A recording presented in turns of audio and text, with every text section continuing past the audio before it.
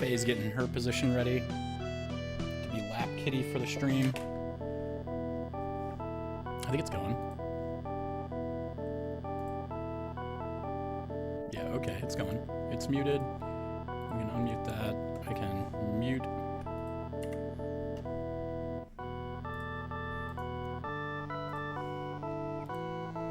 I'm gonna mute myself real quick. Had to cough. Now go live. I'm gonna be honest, I don't see myself beating it today, but I'm actually starting to really enjoy this game now that I'm understanding it a lot more.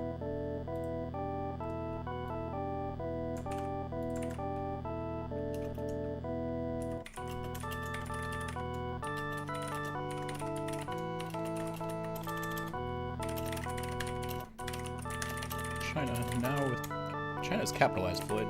China now with 150% more understanding of mechanics and spreadsheets.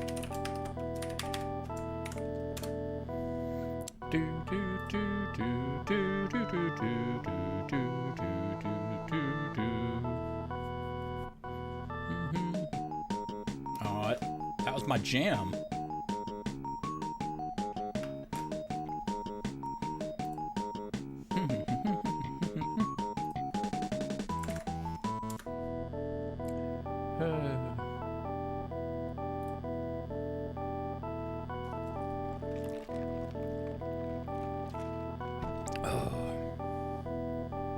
Okay. We are ready. I can start this. I don't have the bot up. Open the bot. I might sound something low there. Oh well. Notepad. What was I doing? Province notes. Leon has no advisor and is no ambition. If surrounded, he can be threatened to submit, is my note. Do I have my spreadsheet up? I do have my spreadsheet up.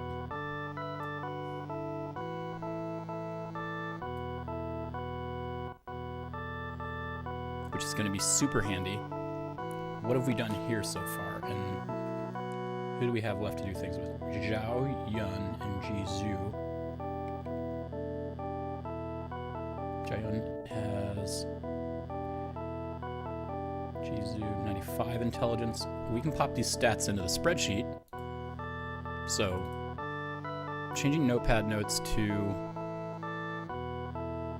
the Firefox tab that has this.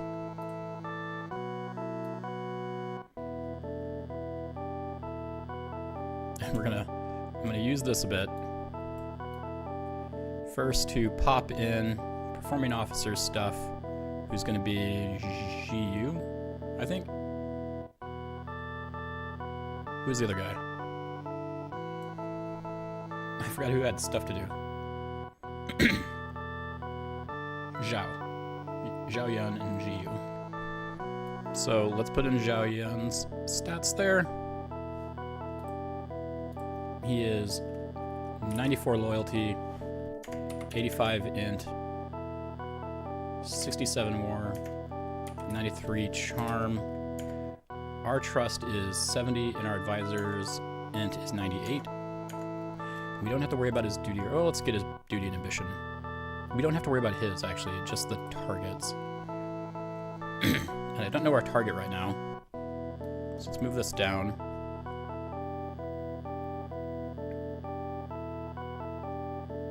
And we've got to save, so let's just find a target. Unless I have a note for a target already. Recruit from 20, Song Zhang.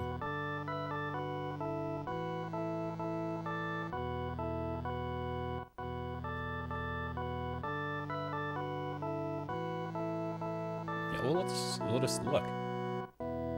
Province.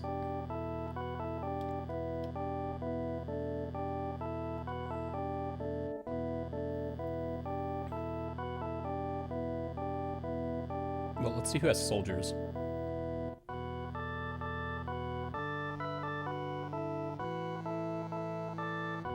Guan Yu doesn't have many soldiers, which is a shame. He has, like, Chen Gong is my guy. Li Zhu is my guy. Zhang Zhu. And Kai Mao. Or who we should probably target. Or we could target somebody that has high int.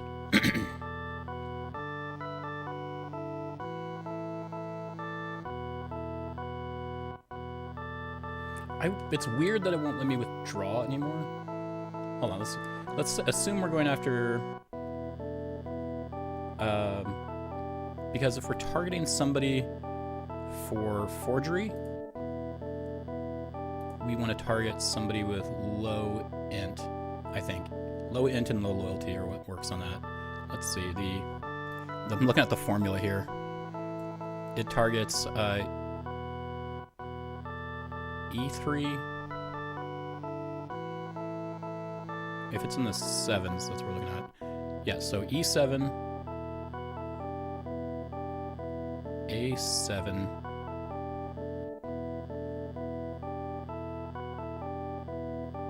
B7, and F7. So it's going to target these two things. So Guan Yu's their advisor, 83 int. His ruler's trust is 65. That can be there. And then we input the other stats here, so it'd be 95, 51, 75, 75. So it is not likely for forgery. It's 21 to 40%. But we gotta try it. And then 20 to 40% for Zhang Zhu. And Kai Mao, it's going to be similar, or harder.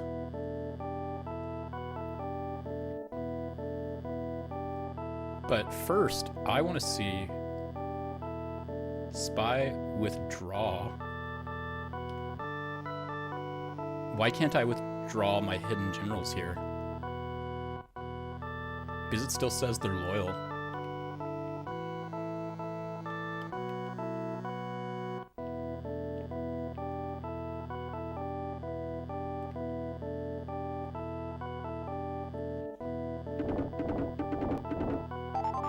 That general is trustworthy.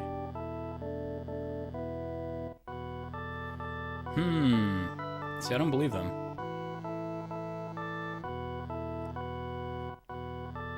Where are we setting? So we're gonna have to increase the death counter. But what I've learned is spies aren't particularly important now. Forgeries. Forgeries are where it's at.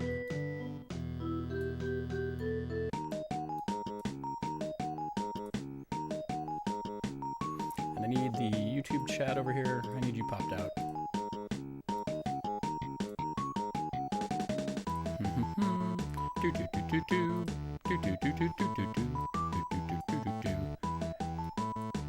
Notes.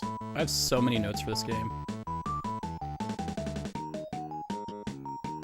So we have 21, 92, 40, 92% chance for forgery against him. And if his loyalty drops to 90, it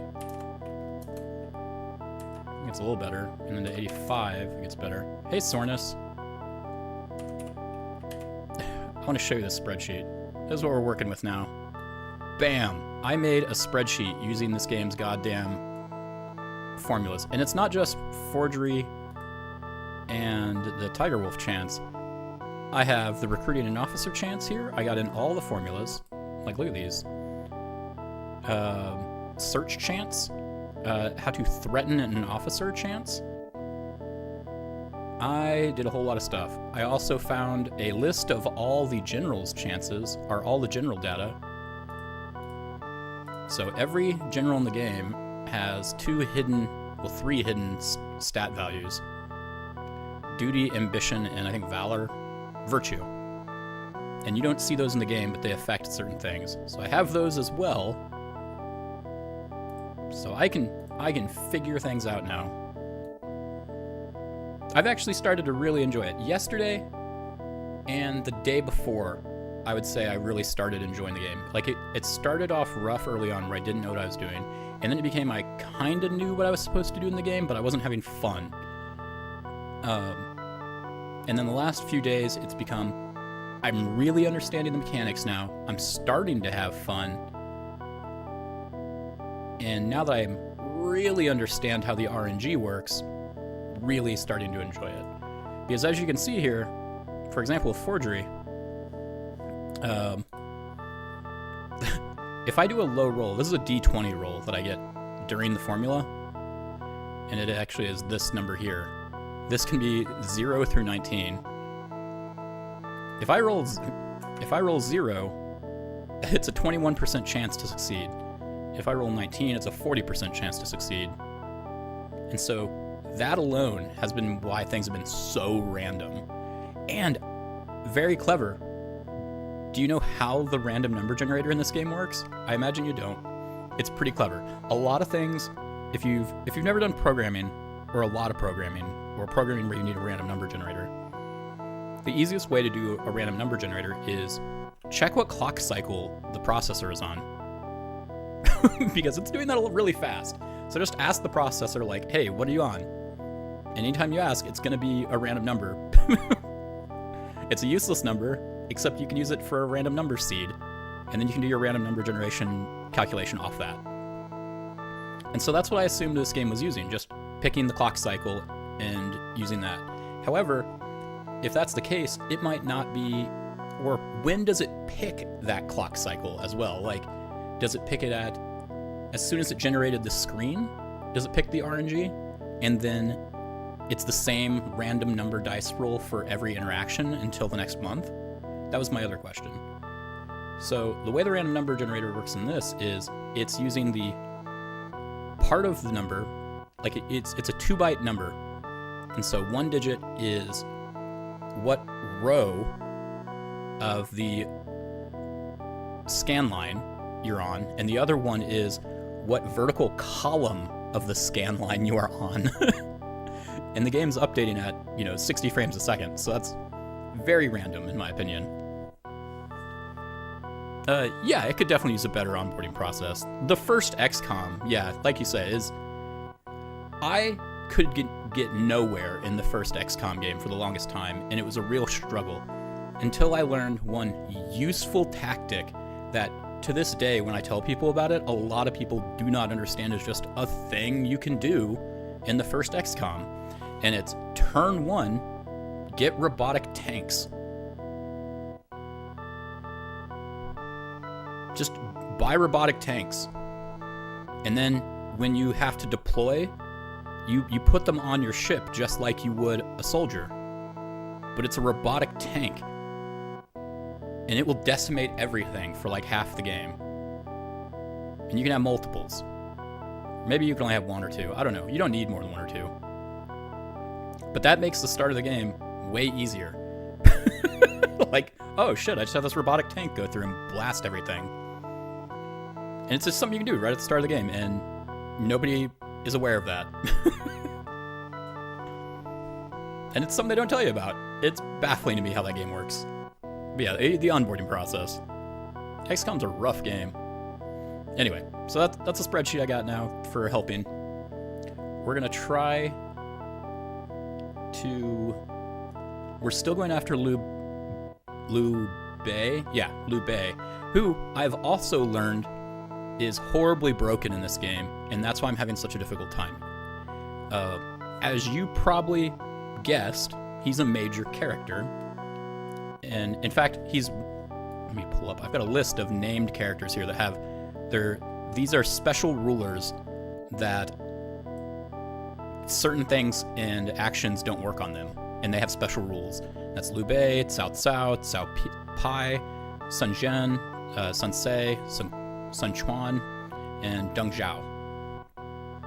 Now the ones on the left right now are Liu Bei, me, and Sun Ce, who's in red. There we go. So he's red. Liu Bei is green, and then I'm, of course, Cao Cao. What that means is not only have certain things I've tried have a 0% success rate just because that is the general, there are certain things that they're able to do that no one else can do. For example, Liu Bei's loyalty of any soldier in his province just doesn't drop. It won't drop on its own. And it comes back up really fast. And he's able to improve loyalty really easily. That's just something he's able to do. And I imagine Sun Ce is going to be that way too. But that's just something Liu Bei is capable of, and that's why he's so hard to do this too. Yeah, because he's the hero. Actually, in the game mechanics, it's because you have a hidden stat called compatibility that is between it's 0 and 99. And if, say, my compatibility is 99 and your compatibility is 98, our numbers are close to each other. It does a subtraction and checks the difference between the two. If that number is higher than a certain amount, you lose loyalty every month. Liu Bei's compatibility is 50, which means nobody is more than 50 compatibility away from him. Or nobody can be more than 50. And so, everybody's pretty much compatible with Liu Bei and doesn't lose loyalty. Whereas everybody else in the game is all on one side or the other. So yeah, because he's the hero. But yeah, the 50 compatibility, it turns out. All these weird hidden mechanics are like very clever to me from a programming standpoint. That's a cool way to do a compatibility system in this game. I don't like hidden stats in games though. That's a complaint. I don't like hidden stats in games. I don't think mechanics should be hidden from players. Like the random D20 roll within your formula for success, or to determine the success rate, is bullshit. If you want to know how bullshit, the example I've been giving people is, imagine you're playing D&D and you have to roll a D20 to hit, right? And you know, as a player, every time you roll that D20, if you roll high, you're more likely to hit, and if you roll low, you're more likely to miss. And you see a turtle, and you swing to hit it. Now, you're going to roll that die, and you're going to roll 18. And just for the sake of argument, you're going to roll, or let's say you're going to roll 14. You're going to roll 14 to hit every time. Oh, no, better yet. You're just rolling the D20, it's random. So, half the time above 10, half the time below 10. And every time you roll, the DM is instantly and secretly trying to figure out the armor of that turtle. And the turtle can range from an AC of 5 to 15. And so they're running a formula, and every time you roll the hit, they're checking to see what the AC of the turtle is. It's somewhere between 5 and 15. So you never know this. The turtle looks the same every time. But every time you roll, sometimes you roll 14 and it hits, and sometimes you roll 15 and it doesn't hit, and sometimes you roll 16 and it hits. And sometimes when you roll 10 it hits, sometimes when you roll 6 it hits, and then sometimes when you roll 14 it never hits. That's why this is frustrating, because as a player, I had no idea why things were succeeding or failing, and it made no sense. Now that I have the formula, I know why, at least, and it's making it a lot more approachable, because I'll know things like this formula here to recruit an officer is a lot easier to do now that, like right now, this officer that we're targeting, his loyalty is way too high to recruit.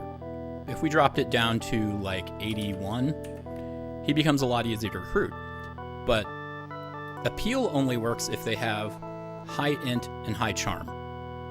And which the officer I send to do it doesn't matter for appeal, horse, or gold.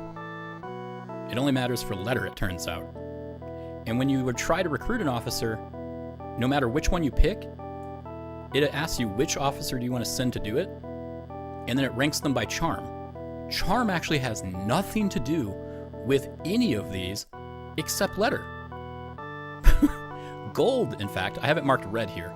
Anything marked with red uses the hidden duty and ambition score. So if I'm going to calculate something on that, I know to look up duty and ambition on the general data tab. So like, appeal requires them to have high intelligence and charm, and low loyalty.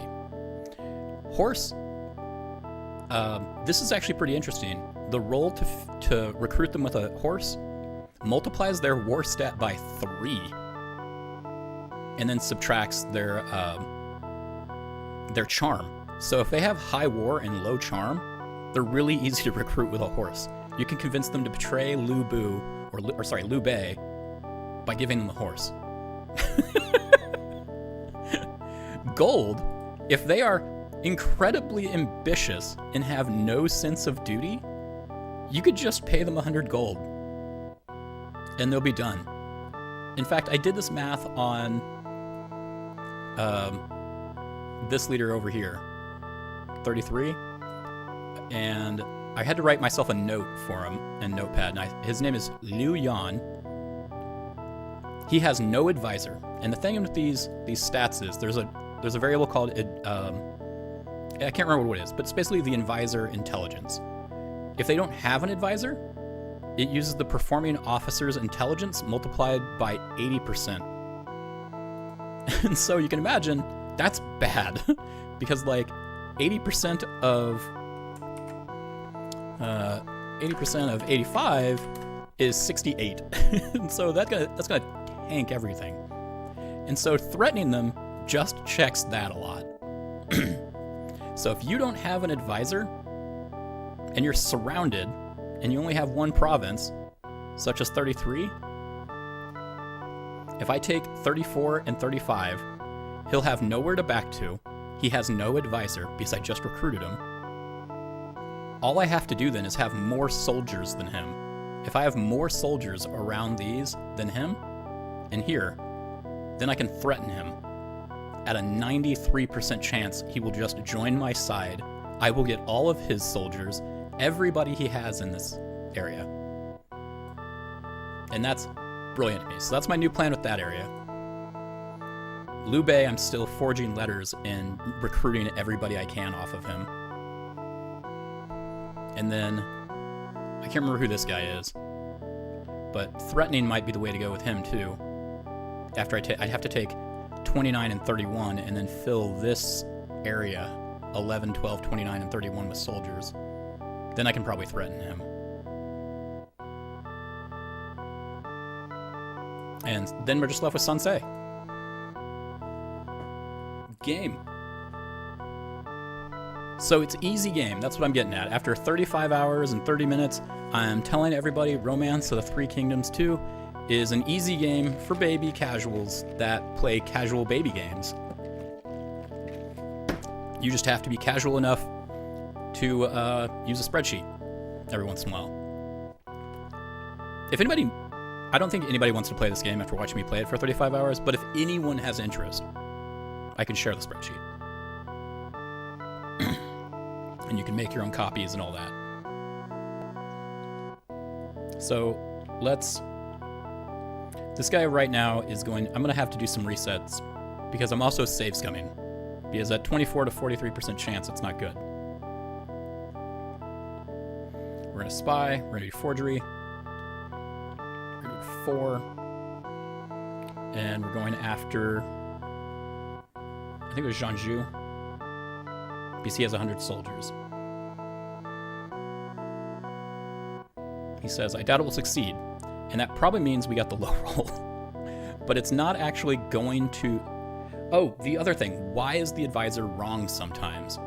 Turns out, the higher the intelligence of the advisor, the higher the chance he will be right. So if he has 100 intelligence, he is always correct. Anything less than that, and he has a chance to be wrong.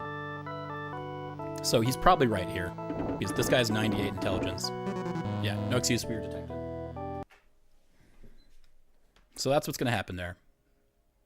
So the current plan right now is to get more high intelligence people in Cao Cao's main province. And then use those high intelligence officers to bombard key officers and generals with forgeries to lower their loyalty. And then recruit them. Because if they don't have them, they can't defend with them. Now, I have noticed it doesn't take all their soldiers. Now, I can convince them to betray, but that is more complicated and takes on the duty and ambition stat. If he was a leader, I'd probably killed him. He's probably somebody I beheaded. Let me check the... Hold on. We're checking the spreadsheet. Filter, clear.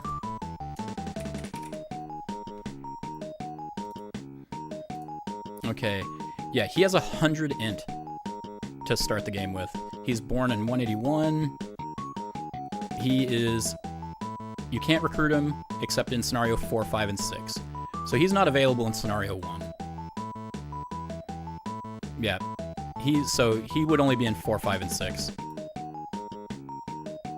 You can start searching for him in year 196. Oh wait, if we're in year 196, I can start searching for him. So that's a smart move. Thanks for mentioning that, Sornus. You see, you're an expert in this game too. So his scenario 1 search location is 16. Look who has 16. Me. I have 16. So I think I have it delegated right now.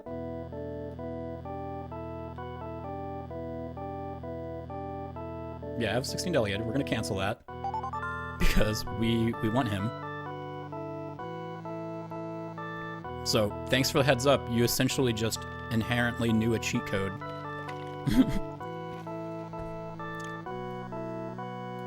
I'm gonna recruit him and get him as an advisor.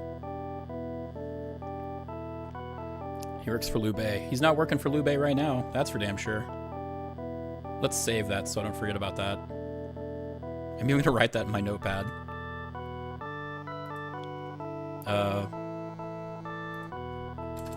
Search for and recruit Zhuge Yang from 16.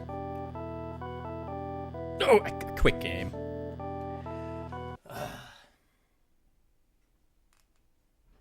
The number of times I do that by accident. All you have to do is press left. Like there's no confirmation.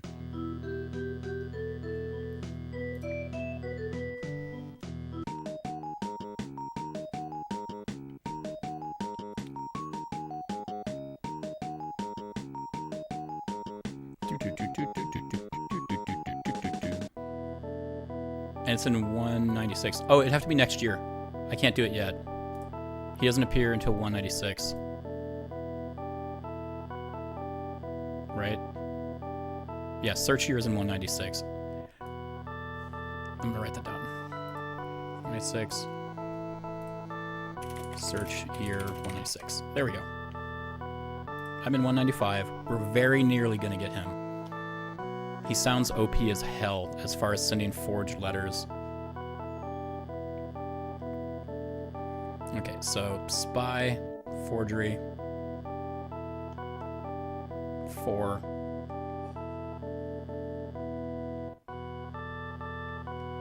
Hiding generals has not been useful. I will say that much. So it's an interesting plan, so it probably is going to succeed because he said it would. So that worked. So now he's down. Our target is down. Loyalty. He was... Hold on, we'll save. No quit game. And then we'll send another forgery.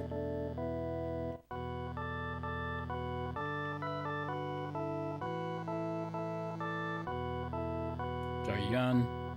It's gonna work. Success. And we're done with this month now. So let's save. I also found out we need to save at the end of our month too, before we let the RNG take over, because sometimes they invade or start recruiting my people that I haven't had time to do anything with. Province 2. Summary. Search chance. That's based off D3 plus D2. No, D3. And so charm and B3. So charm and intelligence. So I'm going to need to make sure that I have a charming, intelligent person in 16. Legendary strategist. Well, we're gonna get him. He sounds badass. We have... I mean, Shunpei is kind of good. Here. He's in 2. But he's not doing anything. What am I doing in 2? Probably nothing. Let's move Shunpei, just in case. We're gonna move him down to 16.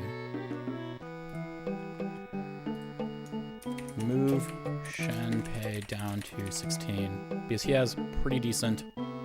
Well, let's see who we got there in 16. If they have high int and charm, we don't have to worry about it. 32 int, 24 charm. So to give an idea on that, he has... Let's spreadsheet this.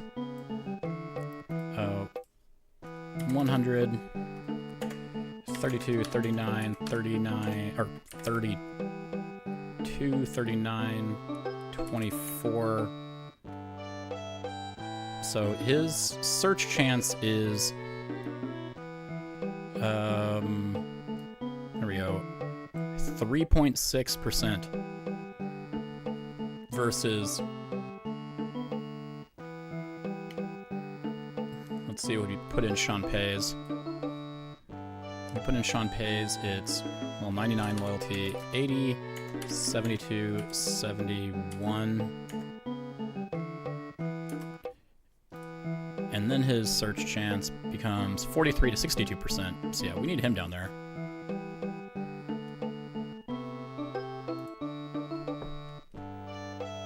Move general to 6.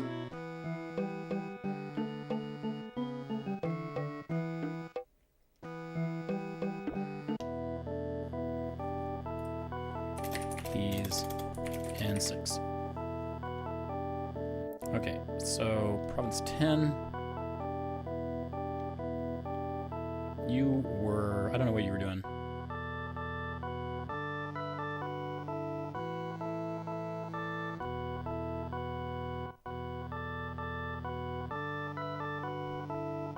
Simi Yi took, Simi Yi is another legendary strategist who was his rival, one of my favorite Three Kingdoms stories, the Empty Fort Gambit. Simi Yi was attacking a fort where Zhujian was something like 10 to 1 forces, so Zhu basically disguised all his troops as civilians, threw open doors to the fort, and sat on the ground playing his gonga alone.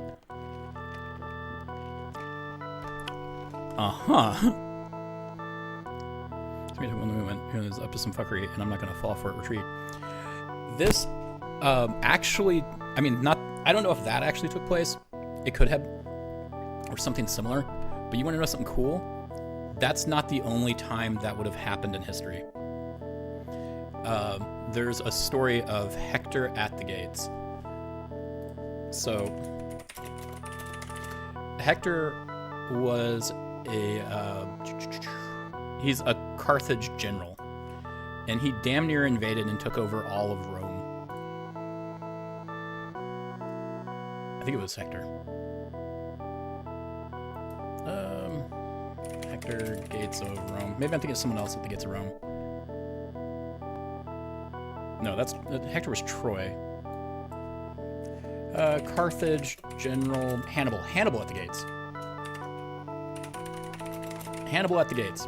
So the thing with Hannibal, he's coming from Carthage, and he has shit like giant elephants and shit. And he's done some impressive things, like Rome has put all of their military, so think North Africa, that's where Carthage is. And so they're crossing the Mediterranean Sea. These are like water power nations fighting. And so Rome, thinking Hannibal and Carthage are going to attack from the sea because, duh, put all their military force in the south of Italy. Basically leaving the northern half defenseless because, like, how would he fucking get there? He'd have to take an entire army west up through Spain, and then through all of these mountains, and then come down mountains from the north with a huge army, bring enough supplies for months of travel to do that, right? And Carthage had war elephants. So Hannibal fucking does it. He takes that straight up to the Roman gates, and the people of Rome are like, fuck, this guy's gonna conquer all of Rome. Hide. Just hide. Leave the doors open and hide. Maybe they'll just take us and they won't kill us all. So they do. They come in. There's nobody around, nobody to stop them. And they're like, this is a trap. And they leave. They continue southward. They're like, this is a trap. We're gonna get murdered.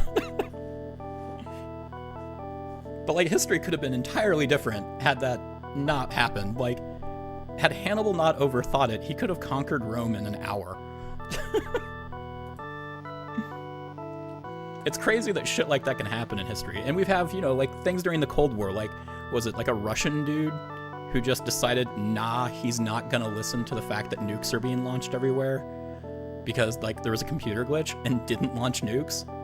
It's like just one person deciding like, nah, that's not right, and then averted catastrophe.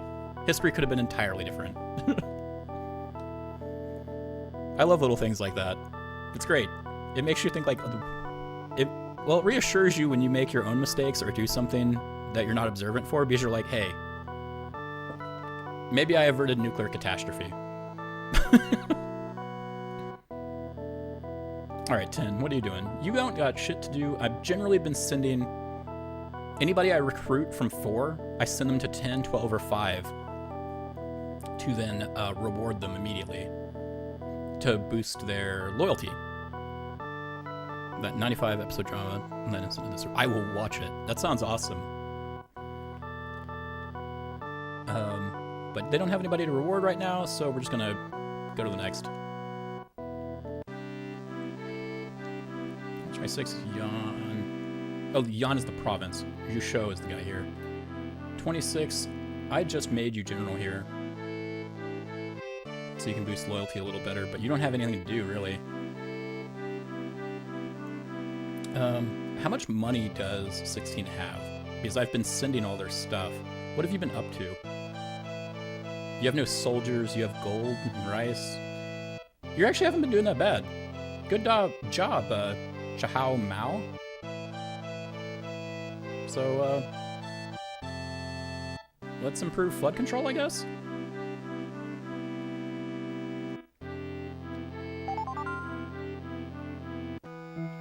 Province 3, you've been nervous about war. And things have been better since I put a new leader as your governor. Turns out if you have a governor who has low charm, everybody will start losing loyalty. Like a lot faster. Or it also has to do with that compatibility stat. So I didn't have spies everywhere. I just had poor compatibility with my governors. And they were not charming.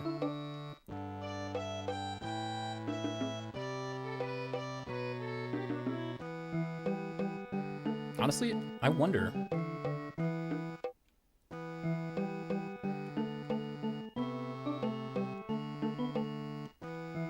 Can I just invade now?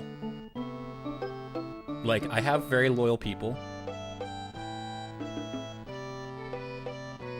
They're all kitted out. Let's do it. Let's try it.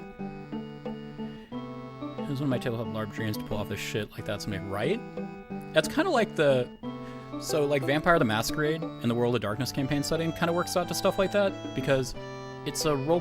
So in D&D, it's very combat heavy, and it's assumed you're competent fighters and you're going to fight monsters, right? Well, in Vampire the Masquerade and World of Darkness campaign settings, yeah, it's like you're a competent person who can fight, and you're probably powerful. But you're also in a world of incredibly deadly things, and it's not like you're fighting slimes and shit. You're fighting incredibly deadly. If you're fighting something, it has a high chance to kill you.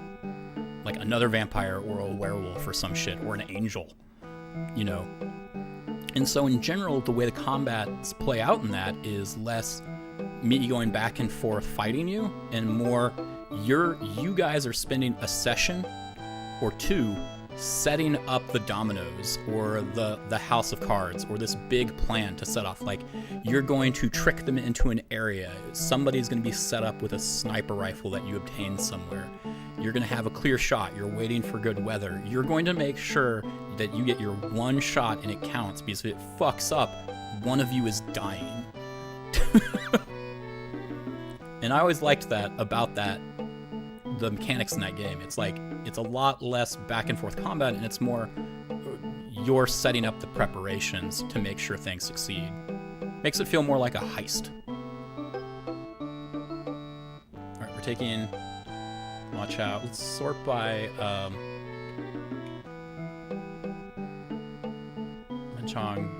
Sort by loyalty. And actually war.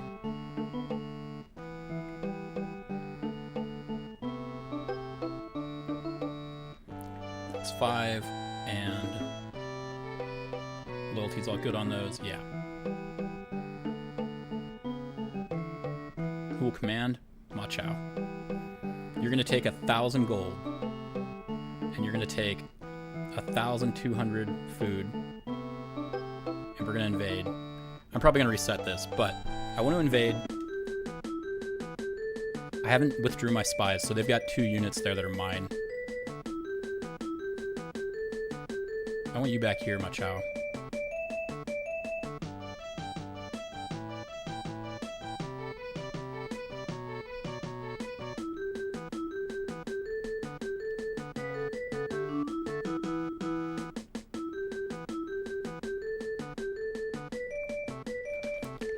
Strong feelings about it. Oh, I mean, yeah. I meant, like, mechanically I like it. The world of Vampire the Masquerade I'm not a fan of. I liked Hunter the Reckoning, whereas you're more of a normal person dealing with these crazy monsters. I think it's Hunter the Reckoning. That was more fun to me.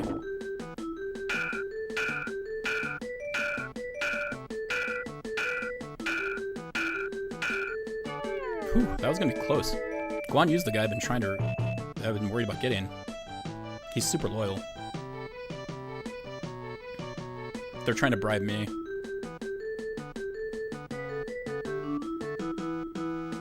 Tactics, bribe.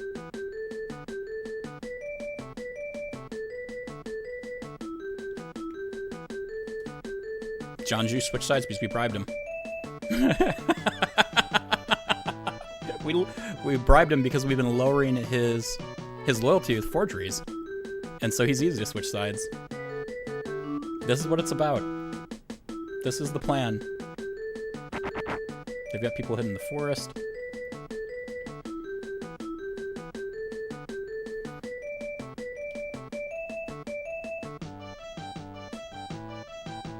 This is so fun now.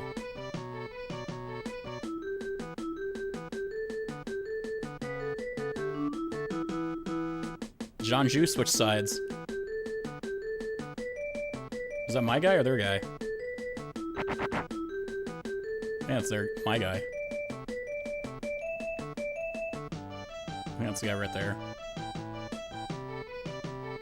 Tactics, bribe. Jianzhu. Yeah, that's my guy. 99. He remains loyal.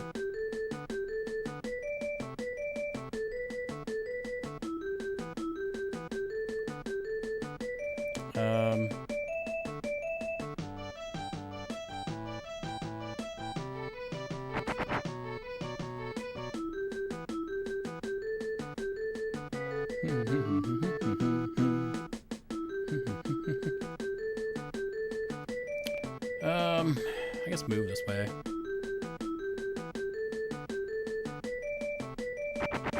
Oh, you got 2 people in the forest there.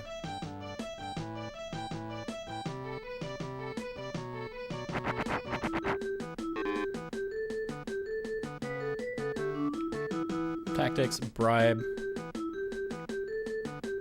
I should be able to bribe Chengong. He's my spy. Let's try Li Zhu. Yeah, he remains loyal. I've never had luck with spies.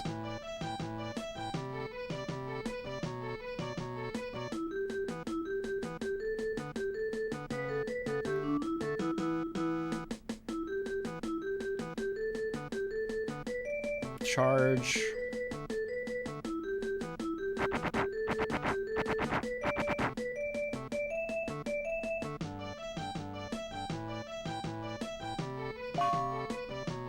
That's fine. Tactics, bribe. Jianzhu remains loyal.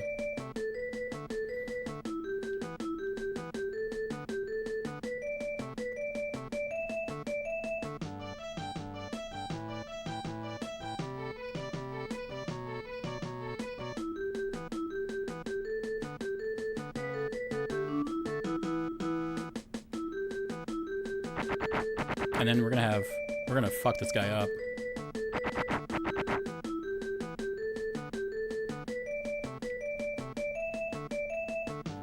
View this guy. On you, he has loyalty 89. Loyalty 81. Shenggong's 99. Loyalty 100. Loyalty 93. 88, Li Zhu. So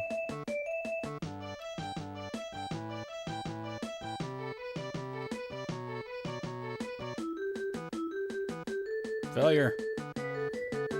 Attack. Simultaneous this dude. Liu Bei. We might actually be able to win this.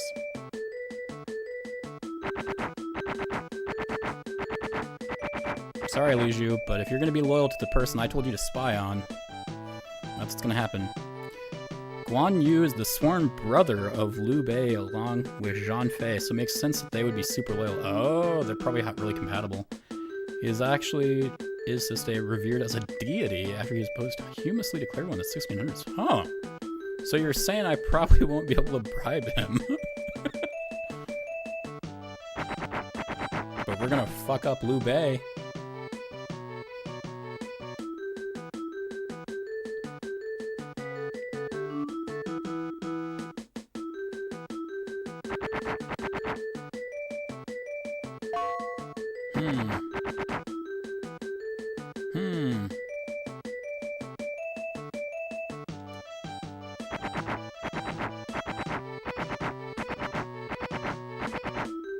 I also ran some numbers math-wise. If you have characters with a high war stat, and they have high arms and high loyalty, they can sit on a mountain or a fortress or a fort, and they could have 5 enemies surrounding them, attacking them, and they will win. They won't lose anything. Grass is like 20% defense. Hills are like 35%, all the way up to 50% of the main fortress, which is what the guy with 89 Liu Bei's on. And it just means 50% less damage. And if you're on a fortress, you actually do bonus damage to attackers, not when you're attacking. But it's just a thing they're able to do.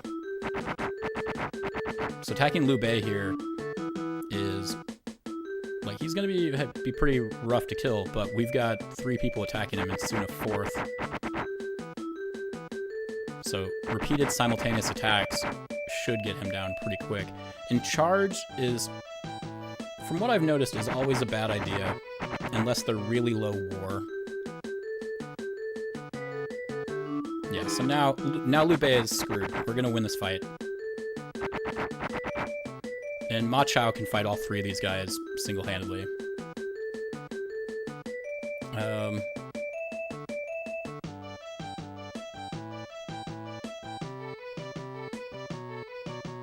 Bribe, Jianzhu. Failure, yeah.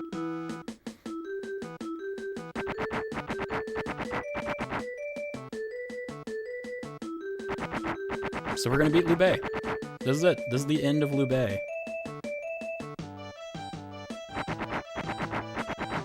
He has absolutely 0 chance. There's no way they're winning. Ma Chao up there in the corner can fight off all 3 of these guys. Seems they're trying to bribe. I'm not going to worry about a fire. I'm going to keep attacking Liu Bei. I'm going to stay on fire. Tactics, bribe. On Fang. Let's try him. Failure.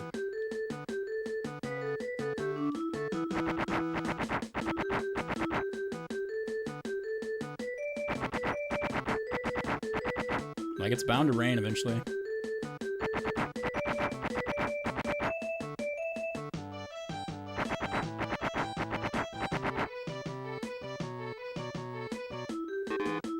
He's trying to bribe still. I don't know who he's trying to bribe. Everybody has like 99 loyalty. Oh, I found out why Lu Bu is kind of terrible. His what is it? Sense of duty is really low, like the lowest in the game.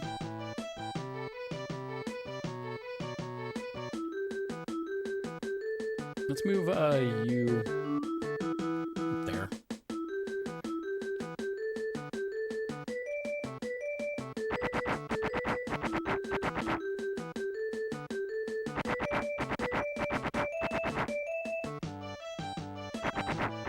Because I don't care how big the losses are. After I take this, there's nobody else up here to take me over.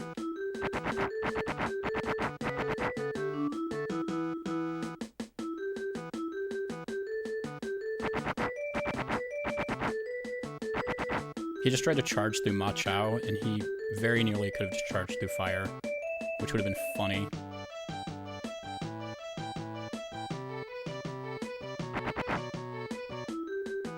Alright, here it is. This is the end. Goodbye, Liu Bei. Oh, it's not. Alright, this is the end. Goodbye, Liu Bei. We did it. And they still had 2 of our dudes who never flipped, so I think we've learned something valuable about spies. 82 intelligence, we're going to recruit him. 91 soldiers, 81 intelligence, we're going to recruit him. 97 soldiers, we're going to recruit him. Guan Yu, we are definitely recruiting. He has 91 charm. Li Zhu, he is ours. We're, actually, I kind of want to behead him for being a useless person. Pan Feng, he is useless to me. We are beheading him. Zhang Zhu, you have 80 soldiers. We're recruiting you. Liu Bei, behead. Yeah. Yes, mourn your leader. Your clan is extinct.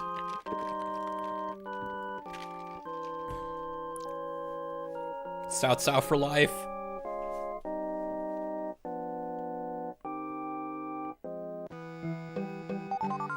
Ruler's seal. I gotta go pull up a game fact thing now. I have no idea what these items are. Rulers. Trust and charm have reached their maximum. There are 16 war spoils. One special war spoil called the Ruler's Seal. Ruler's charm and trust set to 100 regardless previous values. Holy shit. Do you know what that means? I'm gonna show you what that means. Holy crap. Hold up. I gotta view province because you gotta see these stats. So if Cao has 95 intelligence and 91 war, right? We're gonna put him up here. His loyalty is always 100. So 95, 91, 100 charm. And we got something called the Ruler's Seal for conquering that. It sets the Ruler's charm, Cao, to 100, and the Ruler's trust to 100. Trust is a thing that I've worked very hard to raise, because at the start of the game I didn't know what it was, and it lowers very easily. You can ruin your trust very easily, like not allowing an ally to send a letter carrier through drops your trust. Taxing the people, which I never did, tanks your trust by 5. You only go up in trust by like a couple points for like 2 things. 1, allowing an ally to send somebody through with a secret letter through your province. And that could be to recruit your generals, mind you. So you have to allow it. It increases your trust. And then the other thing is if an ally calls for your help in battle and you agree. That has never, it happened one time for me and raised my trust back over 50. That's the only way I've been able to play the game as is, because it turns out trust is used in every formula in this game. Every one of them. And I'm gonna show you what happens when we raise trust to 100. Just watch these recruit chants. It just skyrockets from like 70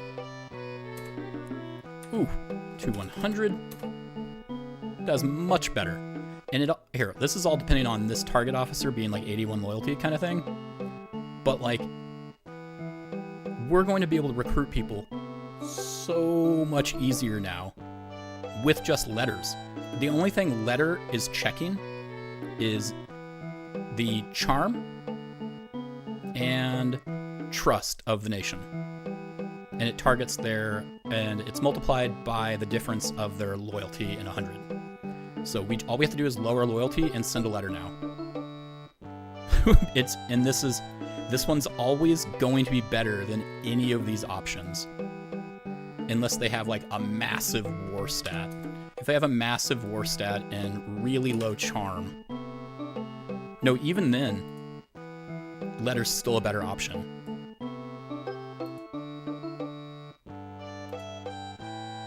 Like, that's crazy to me. And look at these forgery chances. These forgery chances are going to be great too. So let's set that back to like 85. And it's to like 60 as an example. But these forgery chances are going to go through the roof because of trust. Oh, I always forgot. Yeah, if the ruler is doing it, they get a 10% bonus as well. So I'm going to be able to steal units real easy. Oh my god, that's so much fun. I can remove all my notes now related to 3.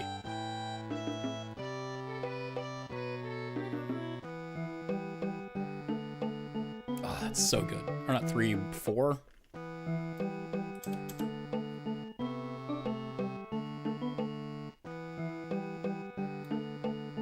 That's so good. This is the coolest news in the game ever.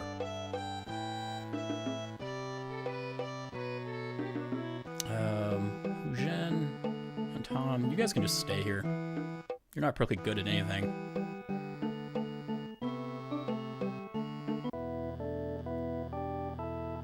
Province 12, you were rewarding people, I believe. And I was trying to move somebody across. So at 12, my notes, I have wall, but that's not true. I think I was moving somebody. Lujan, I was trying to move east because of its charm. But it's not particularly necessary. I think I might just keep him here.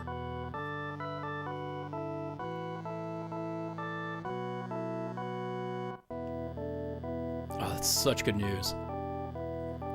How do you even get to that thing? Is it just random? The war spoil is the most important spoil in the game. Maxes out your ruler's charm, along with his trust, easing the burden of unifying China with many of the less savory generals out there. Even Cao Bao has little difficulty accomplishing this feat once he has been gifted the monumental stat gains. Once the ruler's seal has been obtained, free generals almost always agree to join you, regardless of the charm stat of the general used for the task. And the chore of keeping allies around so you can ignore their general's letters... keeping allies around so you can ignore their general's letters for micro gains and trust is no longer required. And best of all, a 100 trust rating means that the loyalties of your generals will seldom diminish. And drops that do happen will usually only be by 1 or 2 points. This is great.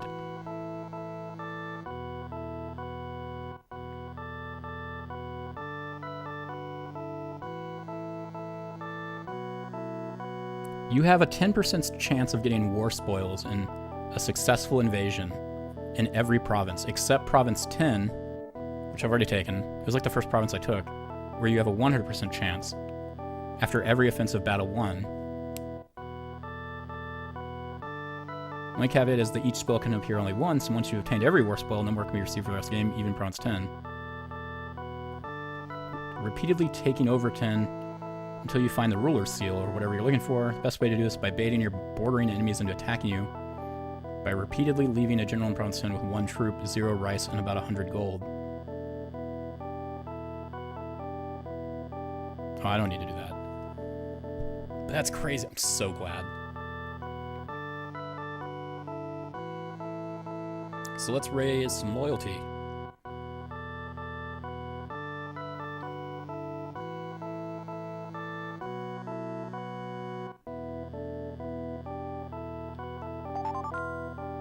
It's gonna be really easy to raise loyalty now too.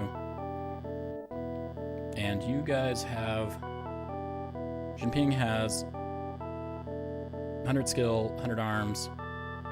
We need to move his stuff out. Because we need to move westward. But we can't move him anymore. He got trained. Well, how about everybody else? Let's see what everybody else's loyalty is. I can move Chen Yin out.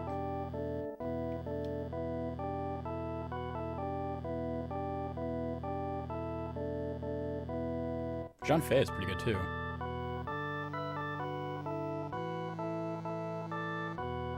He needs skill though.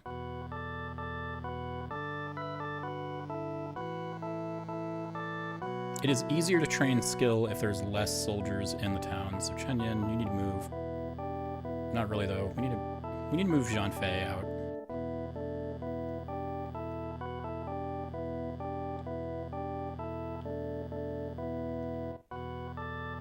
He's the one that's got to move.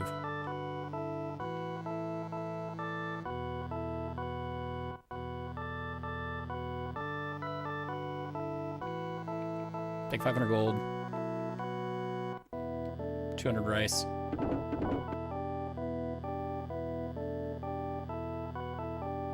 God, that 100 trust does make things so much easier. My trust has been bad since the start of this game because I didn't know what I was doing. And so it's just gonna make things a lot easier because trust is involved in literally every formula in this game. I wish they told you that right at the start. Like, trust is your most important stat. Do not drop it. And I wish before you did an action that would drop it, they were like, hey, this is gonna drop your trust.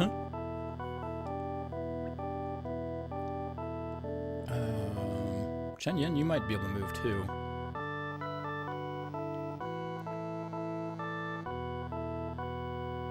Let's assign your soldiers somewhere else.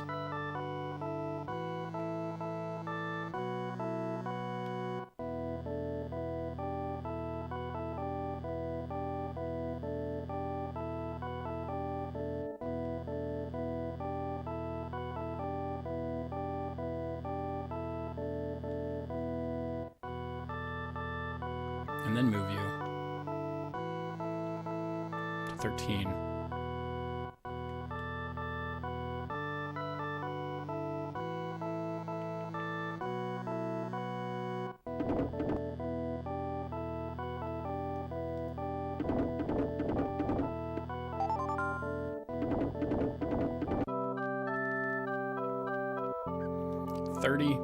With the bad music.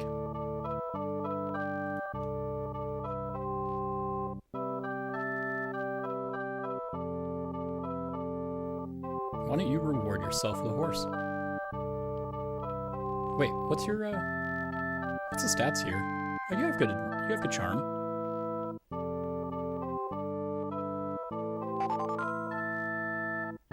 And keep soldiers here.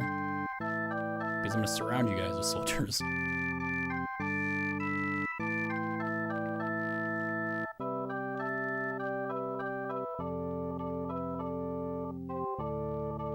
No, hold on. With your other dude, take a peek at 33. What's going on here? Send on Min. Maybe want to do something wuxia-like. I mean, the next game is wuxia-like. It's a soccer game. That's about as wuxia as it gets. There's kicks. And a ball? Ted Lasso is basically just a wuxia drama. They have 1,000 soldiers. I need to have more than 1,000 soldiers surrounding them.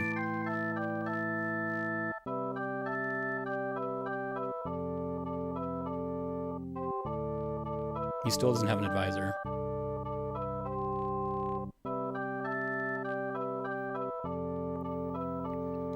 And so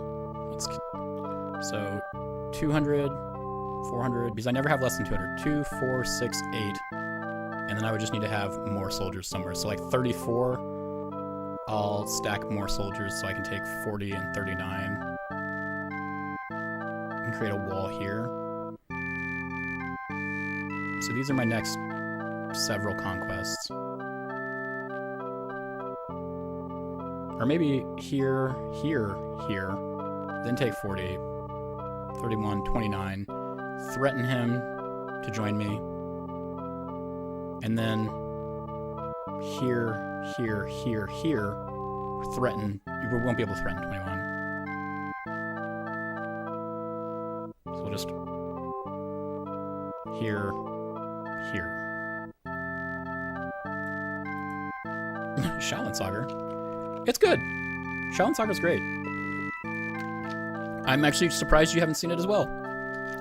Like, it's a fun movie.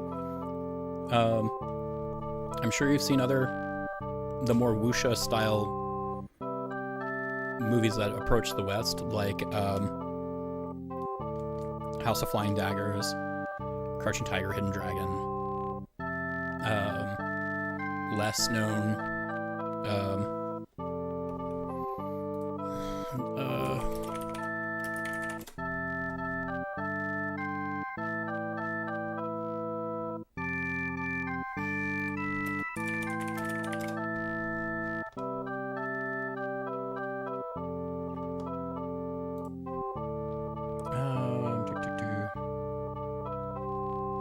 This is not the movie I was thinking of. Oh, maybe it is. Shaolin and Wu-Tan, or Wu-Tang.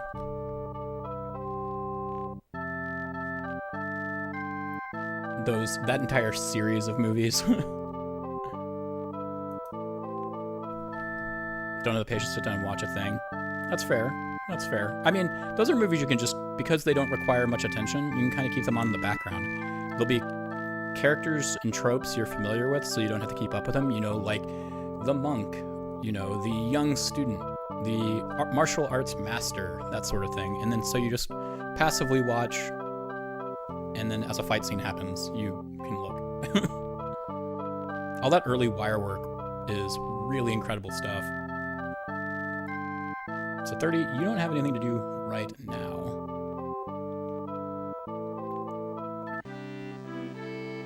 $25, you don't have anything to do right now.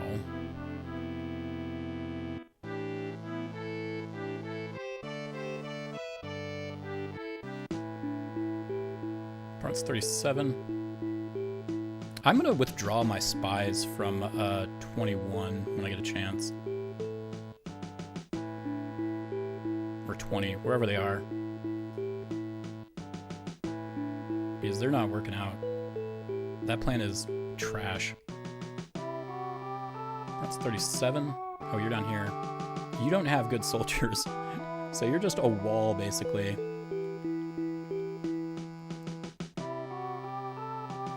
You can reward yourself, though.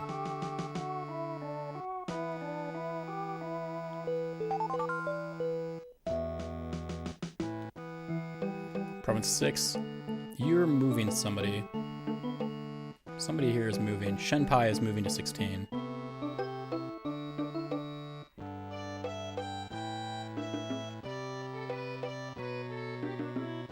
Oh, he can't move right now.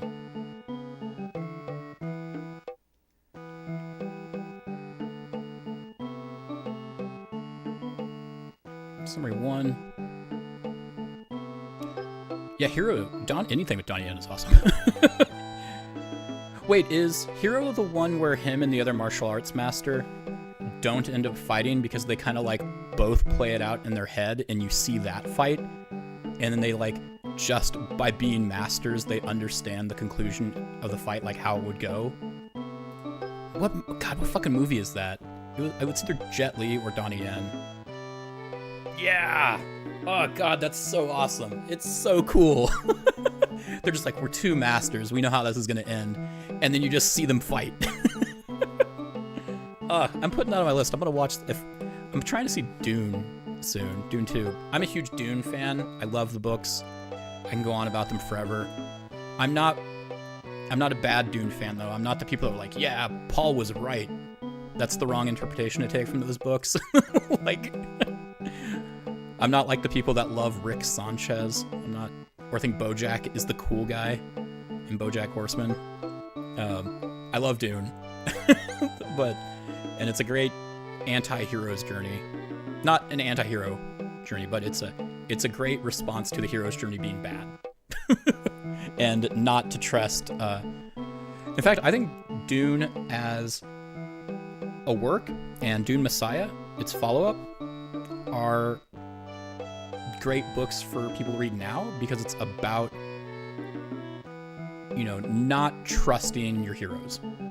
Don't trust your heroes with everything. Hero worship is bad. Like that's a central theme of those novels early on, and I think more people should read them. Anyway, so I'm excited about part 2. I just haven't got a chance to see it yet because of all the trips to Kansas City. What was I writing out? I pulled up something right. Oh, watch Hero. I'm gonna put it on my Plex. Anyway, we're looking at this to see what are we doing here. We're in Province 6. We're trying to figure out what to do with all these people because now they're not fighting a war up here.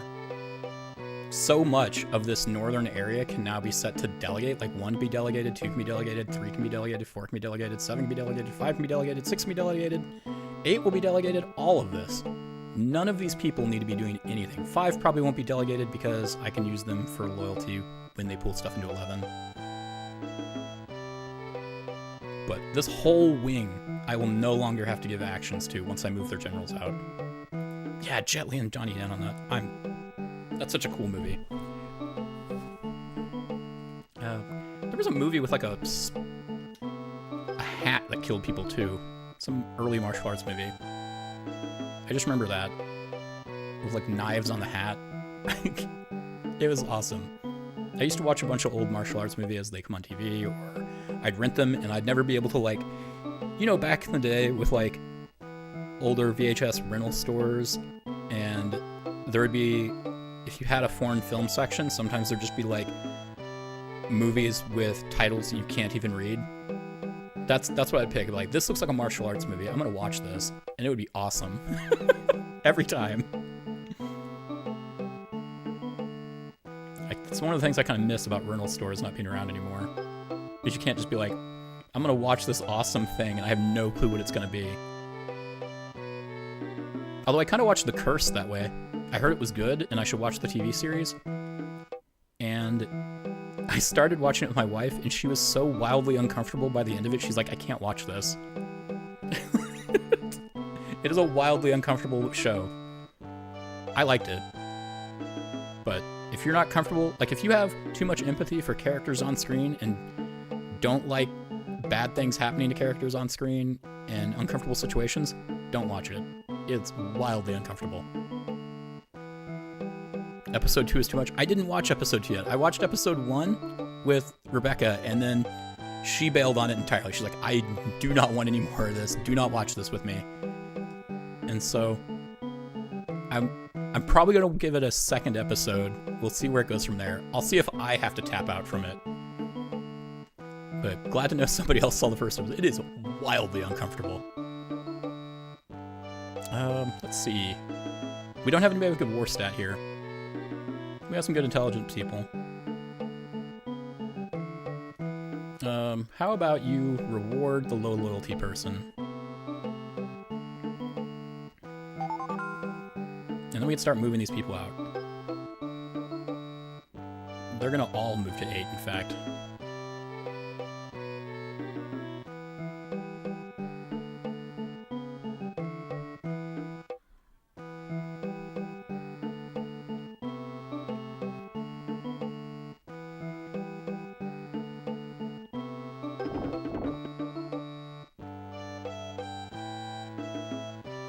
And then internal affairs, give. Oh no, it's cable. So we'll get done there. What else have I been trying to watch lately? What movie was that I grabbed? There's a movie I've been wanting to watch. Let's see what that is. I watched an Indian film called Jawan, Jawan. I'm gonna type it in the chat. That movie's awesome. That was a great movie.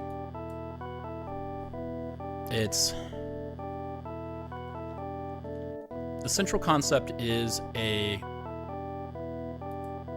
guy who operates a prison and essentially morally the good character is committing these massive crimes to kind of like stick it to the man. And it's really a satisfying movie to watch. Very populist movie to watch. They're like, yeah, we're going to go after the bankers. We're going to go after the people, the corrupt businessmen in the healthcare industry. We're going to go after corrupt government officials and he's going to rob all these people and make them pay for healthcare and shit. It's a really good movie. Fun, over the top Bollywood action scenes, or Tollywood. It doesn't feel like Bollywood in my opinion, but I think it is a Bollywood movie. 17, what are you up to? No, you have a general to train. No, you got him up. He's low war, but he's there. Let's move Liu Chen, I guess. Where are we moving him?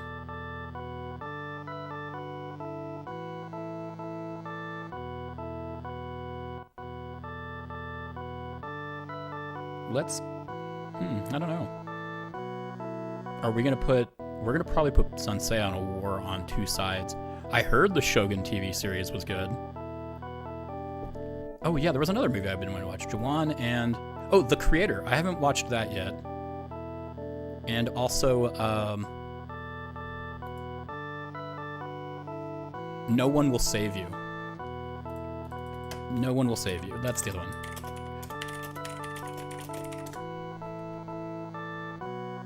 Oh no, that's not what I wanted to watch. What is the movie I wanted to watch?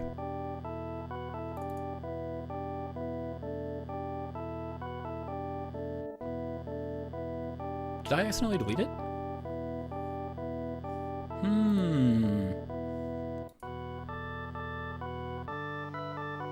Maybe I accidentally deleted it.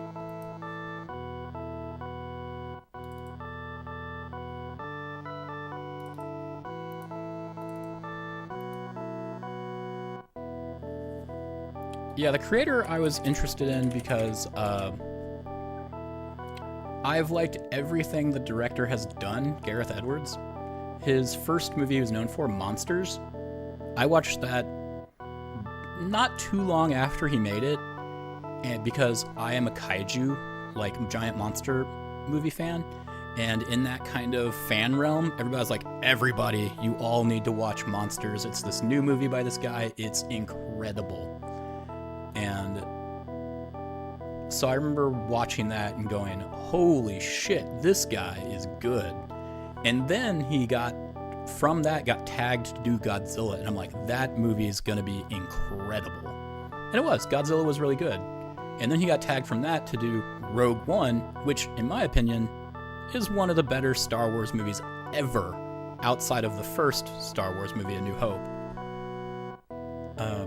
And so, as you can see, I was pretty excited to see The Creator, because he's batting 100 at this point, as far as I'm concerned. God, what is the movie I've been trying to see? I'm never gonna remember the name now. I gotta look up the actress. Emma Stone. What's the movie you did? Poor Things. I've been wanting to see Poor Things. Because, like, I've seen nearly all the Academy Award nominees, and I was like, Barbie's gonna sweep. That movie's just incredible. And the VFX Academy Award, I've seen a lot of them, and I think Godzilla -1 could win for the same reason Zodiac won, because it's not that the Godzilla monster is incredible, it's that when you watch it, you don't realize nearly everything set-wise is CG replacement. Like, that movie looks like they just filmed in some rural area, but no, they do CG replacement for everything and make it look like post-war Tokyo, and it is incredible how good that CG in that movie is. But when you watch it, you're thinking, oh, it's nominated for the Godzilla monster, and it 100% was not. Kind of like if you watched The Exorcist, it didn't win the Special Recognition Award for special effects because everyone was like, oh, because of Reagan's monster makeup. Yeah, okay, yeah, she was kind of scary, but it's not that good. You can tell it's makeup. No, people. Let me show you why The Exorcist has the best movie makeup of all time. I'm gonna switch to desktop here. I know I'm getting off track, but this is fun.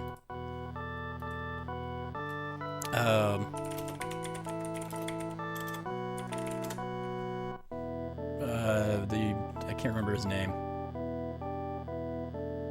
Marin, Father Marin. Let me open this image. Small image. Big image. Need big image. God, Reddit, you're the worst. Look at this. So, Father Marin's makeup is the reason it should have won every recognition for makeup effects and special effects. This man isn't that old, but his makeup was so good it made it hard for him to get work. He is played by Max von Sydow, who, you know, you've all seen. Max von Sydow played the old crow guy. Sydow in Game of Thrones. Pfft, not that. This is not him from Modern Times. So he played this guy. This is him naturally aged to the age... God damn it, just show the image, people. This is him aged to the appropriate age of the old priest in The Exorcist. And this would have been, what, 2015, 2018, around there? Like, this is how he actually aged. And this is his makeup from the 70s. Isn't that fucking crazy? Like, he's 1929. Let's do some math here.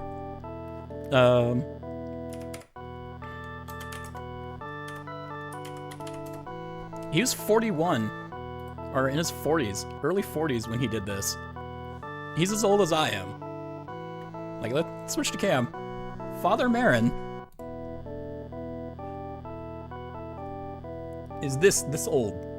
The actor Max von Sydow was this old when he did this role. That makeup is incredible. And there were so many people that didn't understand it was makeup. He had trouble getting acting jobs after because they thought he was like 90 years old. It's incredible. But yeah, when people were like, oh, The Exorcist, makeup, special effects were really good, they're all like, yeah, I'm sure Reagan was, you know, let's see, I'm sure Reagan was kind of spooky.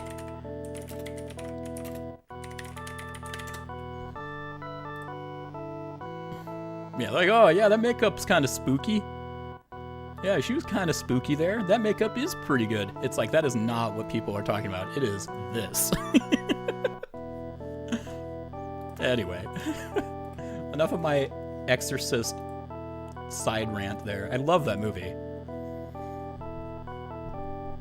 Anyway, what were we doing? 17. You've got to move some people off. Or am I going to keep people on you? Will I attack red from two sides? That'd be fun. 37 and 17 and like 20. That'd be fun. Maybe we'll do that. So yeah, let's keep it this way. 7. You've got a whole lot of people you need to move off, probably. Rue, you can reward somebody gold.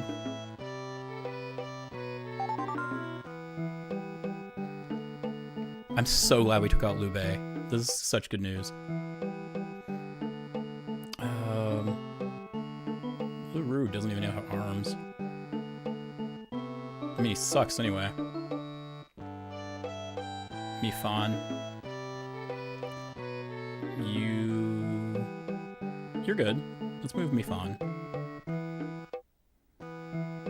Move him down to 10.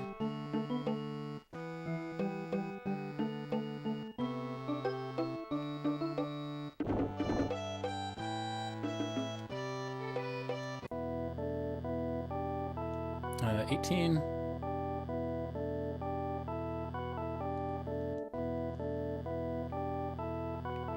What are you guys doing?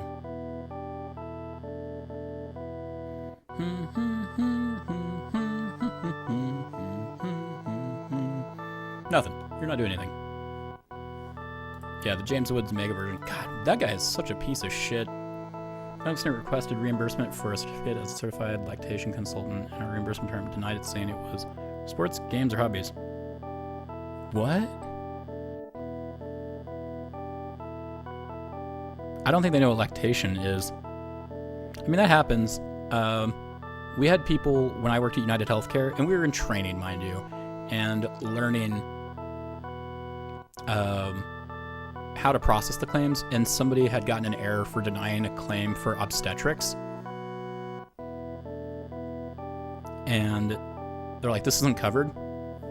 I can't find obstetric or obstetrical care or an obstetrician anywhere in their benefits, so it's denied. And this is a two-part story. The second part being because I pronounced obstetrics wrong, because I, a man, have never had an obstetrician. So I've only seen the word and never had pronounced. And so I said, I can't remember what I said. I said it really bad, and all the women laughed at me, as they should have. But the person, who was a guy, of course, didn't bother looking it up under maternity care. They were looking for the specific word, but didn't know it'd be related to maternity care. And that happens. It's on, like, the lactation thing. Breast milk pumps are oftentimes, in fact, as required by law, the Affordable Care Act actually, covered by your health insurance. But sometimes their claims get denied as they're like, oh, this isn't covered under your durable medical equipment benefits. Because when you try and process it as DME or whatever, it might get denied. And it's because it should be under their maternity benefits. So yeah, that's just one of those things that can happen. So I guarantee you the person who processed that was a dude. And they're like, yeah, lactation. Yeah, that's that game you play with the hook arm stuff in the ball.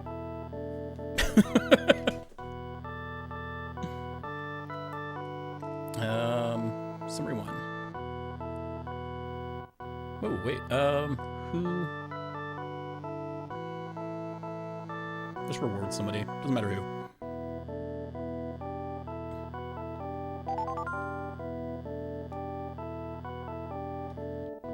Where's 13? Oh, you're over here. You're the one moving people down to 30.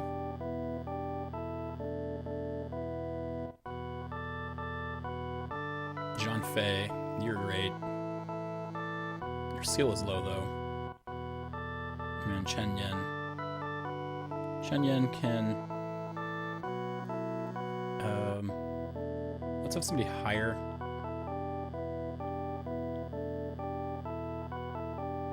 I was gonna move him too. I guess I'll do that next time. Yeah, rest. 5. 5's not touching anything important, right? 5's gonna be doing loyalty for 11. The other sworn brother, well, he's mine now. He had a good war stat, so I kept him. He's the one I targeted with forged letters. So that's really funny. So in the narrative of like my fictional universe of this, I forged letters to Jean Fay, and I was doing a barrage of them. I had maybe 5 forgeries a month to him, convincing him that Liu Bei didn't like him and not trust him. 5 a month for like 3 months. And then I recruited him with a personal letter from Cao Cao. So 3 months, 15 letters, written by my intelligent advisor and generals, all sending him stuff personally signed, saying Liu Bei's a dick and not to trust him. And I was eventually able to get him. No, that explains a whole lot about why it was so hard to get Jean Fay. Like, if I knew these things a few days ago, it would make way more sense with the mechanics.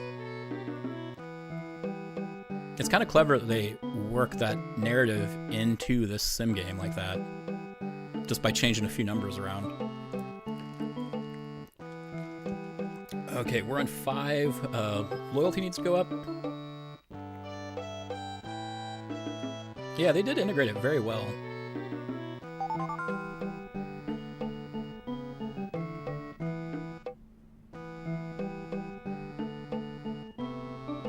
Chen Zhao needs to be the governor here.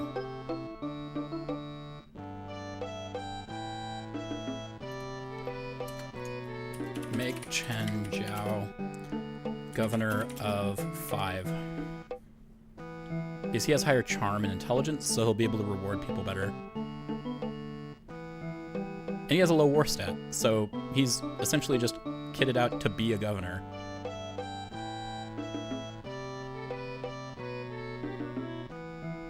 And Yu Zhao, you can just kind of hang out, I guess. What are you doing? Move. You need to be moving. Let's move you to 17?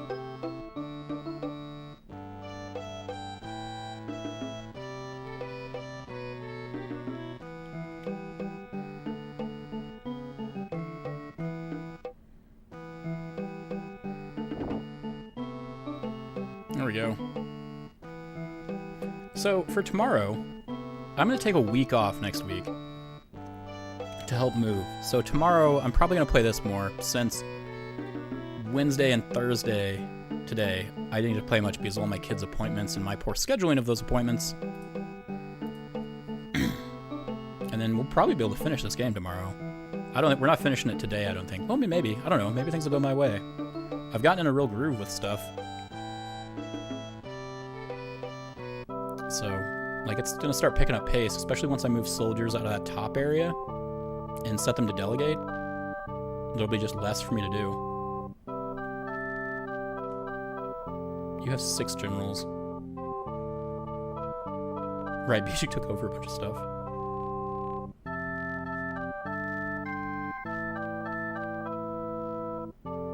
You can reward with gold or horse. They mechanically do the same thing in the formula.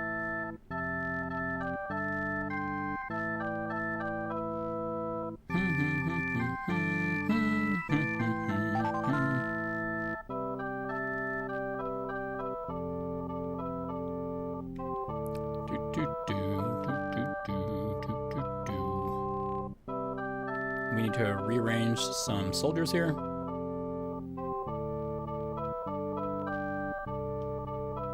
Well, hold on. Summary. So we can get 400. We're fine. Let's just assign them this way. Well, no, let's have somebody higher. Sort by loyalty. Yeah, so waste his turn. Hire the 7 more. Now I can sort everything.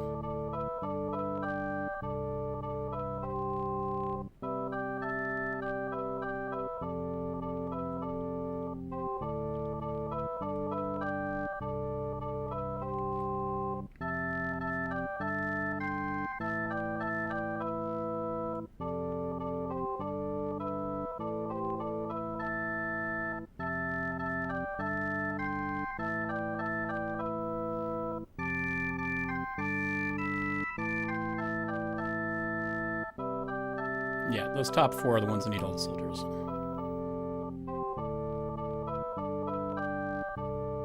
Yeah, as it should be. Okay, now I can move 2 of them out. Some with a high loyalty in Lubu. So Yanhui and Lubu, we're going to move out.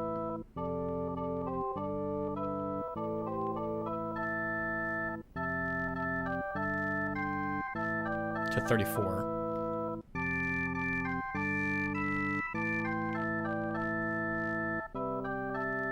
We're going to take 2,000 gold and probably 500 rice. And Yanhui is going to be the governor. Not Lubu. You don't make Lubu the governor or commander of fucking anything. Weird movies. Have you ever seen Takashi Miike? I have seen so many Takashi Miike movies, but I have not seen his Yakuza movie. I want to see all of his. I'm actually a pretty big fan of Takashi Miike. He is incredible. So I'm going to add that to my list.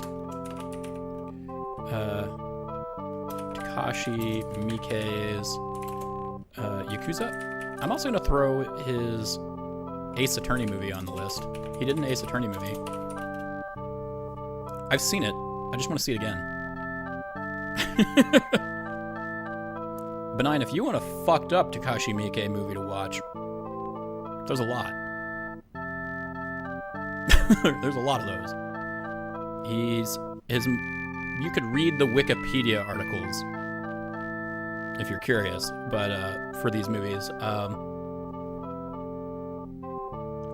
I'm forgetting the weird. Okay, so he has clever ideas, and then when he makes the movies, they get kind of obscene.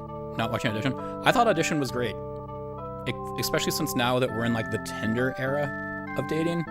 Audition is viscerally more real. I think Audition is one of his more tame movies of that kind of like fucked up genre. I think Imprint might be his worst. Like, not worse as in bad, but roughest, uncomfortable, gross to watch. Ichi the Killer is just gross. That's the one I was thinking of, Ichi the Killer. So Ichi the Killer is his interpretation of, if you take these shonen manga that are so popular and you just film them the way the fans want, it's going to end up as a horrifying, gross-out black comedy. And that's what Ichi the Killer functionally is. It's so stupid, over the top, and graphic. But if you were to think of it, if this were a manga, then they probably wouldn't have had to change anything, and 10-year-olds would buy it. Like, it's a fucked up movie. But then, Takashi Miike, on the other side of the spectrum, does children's movies. Like, Happiness of the Katakuris is an incredibly wholesome movie, and weird as shit. It has a musical number in it. You have the franchise licensed movies, like Yakuza and Ace Attorney. So he's a prolific director, and a good director, and he does a lot of weird shit. Need that tab up. Don't watch Imprint. Do not watch Imprint. That one's uncomfortable to watch and real graphic. So the Imprint was made when, who was it? I want to say Showtime had a TV series that they were starting called Masters of Horror. And it's a cool premise. It was Mick Garris who started it. Mick Garris, you might know from doing a bunch of Stephen King adaptations. He also did Critters 2, The Fly 2, Sleepwalkers. He was the writer of Hocus Pocus. The Howling, he was in as an actor. But he was known for a lot of special effects and graphic stuff like that. And so he got Showtime to do this kind of neat concept. Let me get out of this fucking town. I hate this song. 32.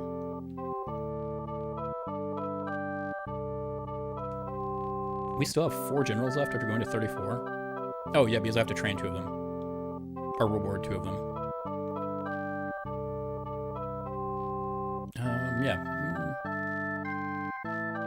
Yeah, anyway, let's get them out of here. So, Mick Garris asked Showtime, I would like to do this TV series where I take all my friends, filmmaking friends, and because it's Showtime and you allow us to do whatever we want, we're going to give each one I can't remember the budget. It was modest. It was like $20,000 or something like that. We're gonna tell every director the pitch for the story it's called Masters of Horror. Each episode is a different master of horror. We're going to give you $20,000. You make a short film. You can have whatever you want in it. There's no producer that's going to say, no, you can't do that. That's too graphic. That's too uncomfortable. Advertisers aren't going to like that. You don't have to worry about it. It's on Showtime, so people are already paying to see it. And so that was his premise. And so he got like Don Coscarelli, who you might know from the Phantasm franchise, to do the first episode. He got Stuart Gordon, who you might know from, well, Pit and the Pendulum, Reanimator, From Beyond, Dagon. He got Tobe Hooper, who you might know from the Texas Chainsaw Massacre. And Salem's Lot, he got Dario Argento from the giallo genre, and Suspiria. He did one himself. Joe Dante did one. You might know him from Piranha, The Howling, Inner Space, Small Soldiers. John Carpenter did one, like The Thing. And then Takashi Miike.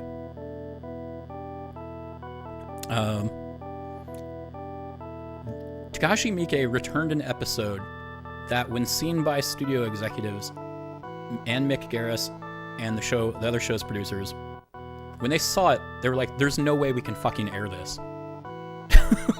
So they told everybody, no holds barred. But they wouldn't show Takashi Miike's.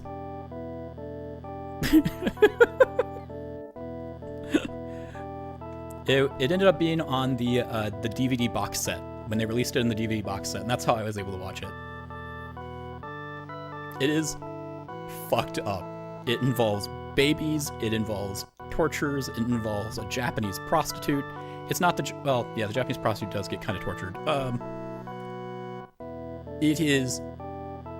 That is the director that Takashi Miike is. You give him a guideline, and he will work within that guideline. And if your guideline is, we want you to be a master of horror and do the most horrifying thing you can, and we're not going to stop you, he's gonna find out where you draw the line.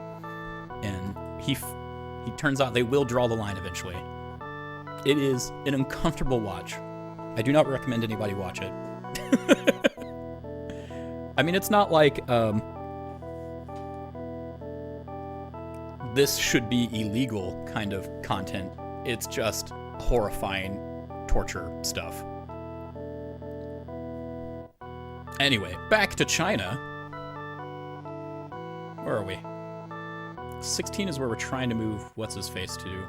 So we don't have anything for you to do right now. Why don't you give your people some rice?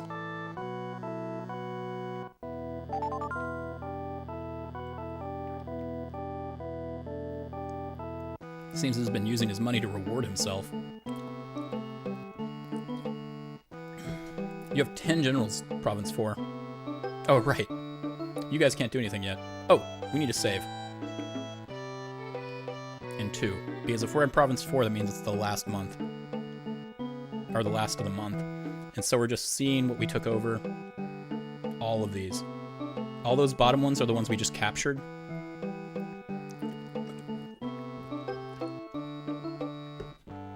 Get wrecked. And we need to pump the loyalty of Guan Yu. And that's why we saved right now. Because at the end of this turn, we can't do anything right now. Like, we have nobody available to make an action. And if you look at this loyalty column, this guy can be recruited by somebody. His loyalty is low. His loyalty is low. His loyalty is low. His loyalty is low. So it's only going to cost like 100 gold for somebody to take a 99 war, 91 charm officer from me. So we're going to save, and we're going to play the RNG game. And we're going to finish and see if anybody tries to take him. There's only 3 people that can take actions against us now. He's carrying a secret letter. Do we read the letter? We're not allied with him, so you know what that means? We're reading that letter. Gao Pei will a fine horse persuade you to join us. Let's capture this man. He tried to steal my general. He's transferring resources. Good. What's my advisor say? You needn't use a sledgehammer to kill a fly. We used a sledgehammer to kill Liu Bei, and he is not a fly. We save on 1. They didn't try and recruit any of our people. We're not quitting the game. What turn are we doing? We have a couple things we need to do. Person, we need to...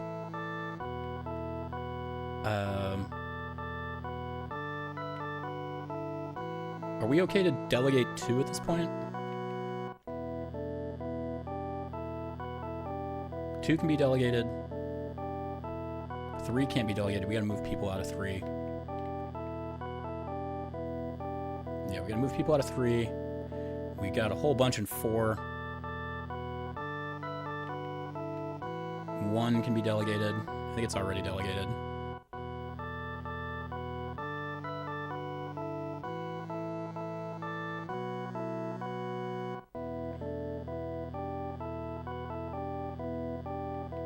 Yeah, 2 can be delegated.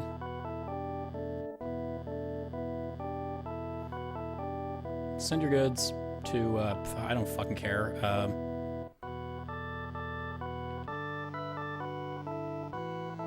5. Send him to 5. Don't invade anybody.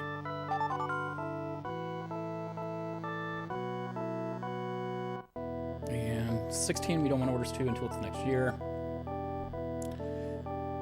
We need to make some governors. So we need to make a governor in 5. We're switching them because Chen Zhao has higher intelligence and charm.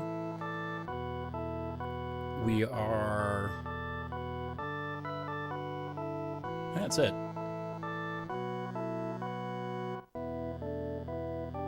Let's see what we got going on here.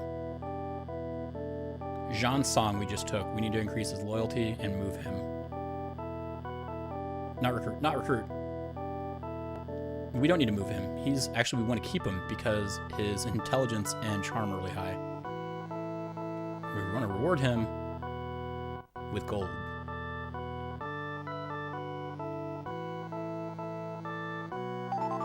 Good. We don't want him leaving us. And so now we're going to play the loyalty game with everybody. You see how everybody here is starting to have high intelligence? And that's because we're going to pull out the spreadsheet for forgery chance. Because let's use our lowest stat person here. No, we're going to use the highest stat because it's going to get better as we get successful forgeries. So Sima Yi, 100, 98 int, war is 67, charm is 93. And we're going to start targeting people down here to get this forgery chance real high. And we saved.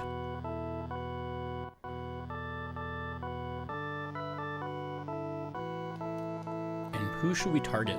It's going to be people in 20. Oh, no, we need to withdraw our spies. Because they suck and don't work.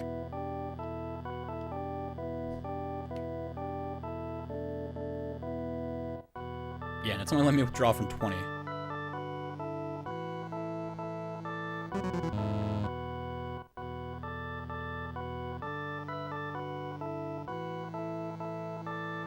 Nope, don't. Okay, so we recalled him. Yeah, he's back. We're gonna move him somewhere, I guess. He has low everything. I guess all we need is... No, his charm's crap. We're not using that for him. He could offer people horses if need be. Move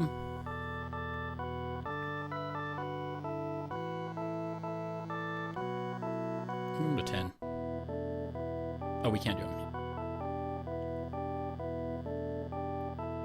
So, who are we targeting with forgeries?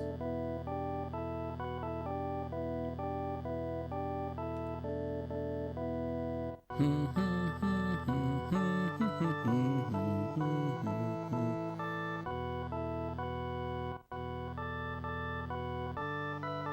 to target? I guess I gotta peek first. So who has low int? Yufan, you're a peeker. Let's see. We're gonna peek at 20.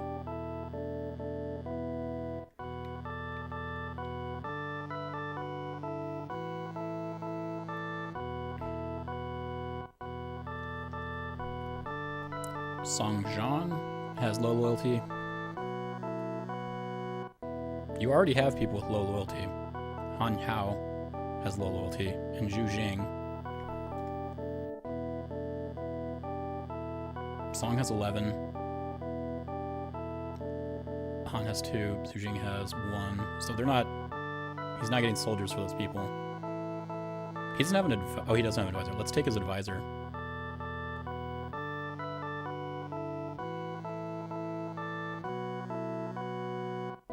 Let's see what his stats are. If we can target his advisor, let's see what this is going to be. 96, 96, 64, 65. Target ruler's trust is 54. And advisor int is 96 because we're targeting the advisor. So right now, if I try to forge him, I get a 22 to 41% chance, and recruiting is very low. But if we get this loyalty down to 85, it becomes much easier. And we get it down to 80, even easier. So right now he's at 96 loyalty, and we are going to drop that so fast.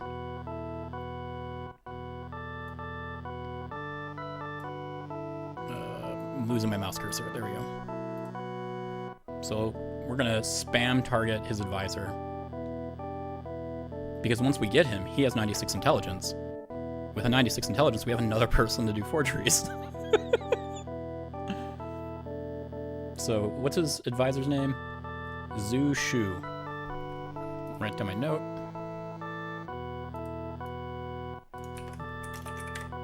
Zhu Shu is who we're targeting.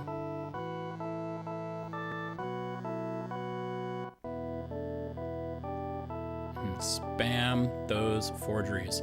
So the first person we're going to use to target that is going to be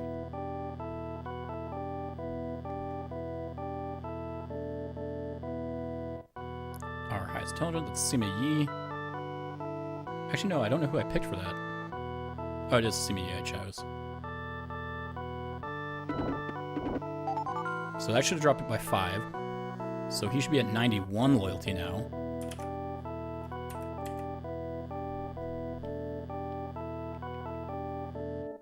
So now we can try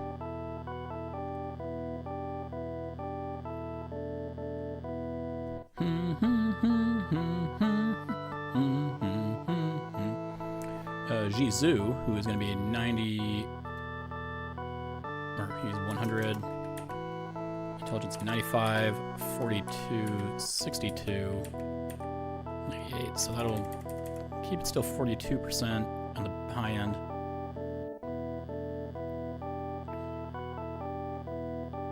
Let's save.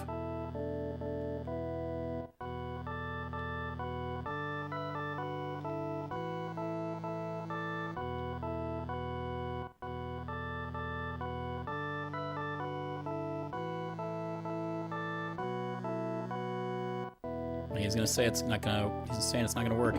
So we're reset. Yeah.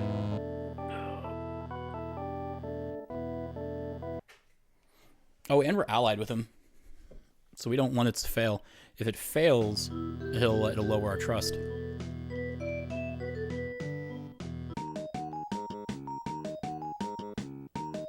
Actually, wait. Did it lower our trust when it didn't fail? If our trust is less than 100, we'll know that we should only spy after breaking a contract. No, okay. So we can do it as long as we don't fail.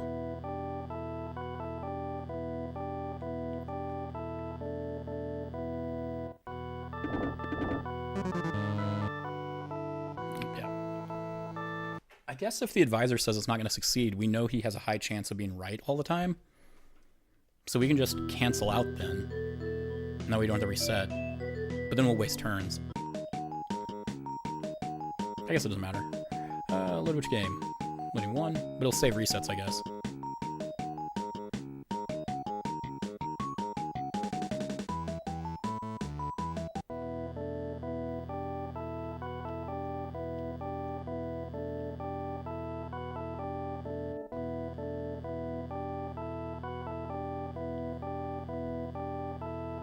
Forgot what I was doing.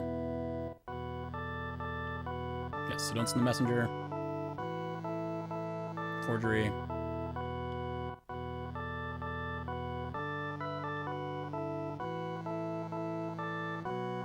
So Chong. Don't send the messenger.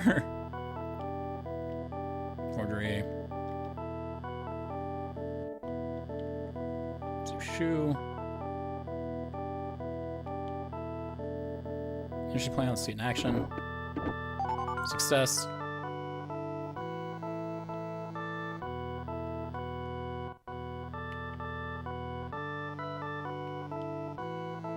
So now he's at 86 loyalty. things are getting even more possible to this. Success. And now nobody's capable. But now his loyalty is pretty low. Save. I forgot to save. So that's 2. We've got 4 generals here. Province 10. Reward?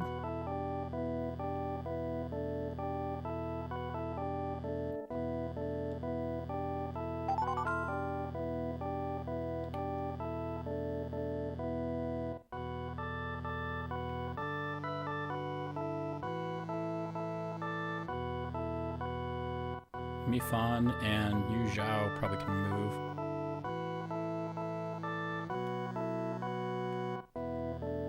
I keep pressing select instead of L. I feel like select should be map.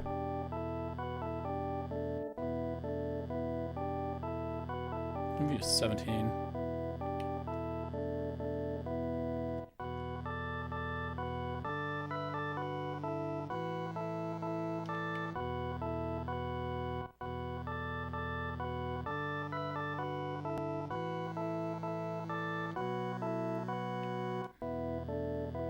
And then view, province, 20, just Khan, and his loyalty is 54, or his trust is 54, and then Zushu is now 81. Oh, so I was off by 1, no wonder it was so hard. 64. 85 charm. And you're still the advisor. So once we take his advisor, so this forgery stuff here, finger, where are you? Ah, God, it's not on top. All right, so this forgery chance here and recruitment and everything, basically anytime this number is used, the advisor's intelligence, if there's no advisor, it takes the person doing the action or receiving the action, it takes their intelligence and then multiplies it by 80%. So getting rid of an advisor is like the quickest way to just take everybody, math-wise.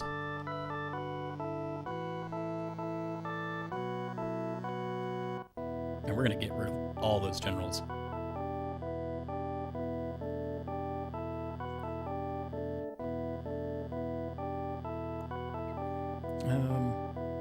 Release his advisor. And then we're gonna do the same to Sun Se. And it's gonna be funny. And provinces, so 13. You have 400 soldiers.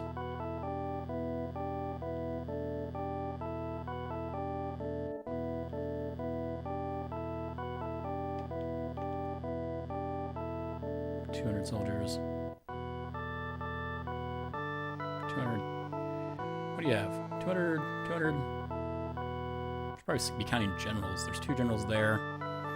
Hey, Yusu, it's going all right, actually. I made a spreadsheet to help me figure out the chances of actions on this succeeding. So now it feels more like when you play like XCOM or another game like that, you have a chance of success and you can make better plans.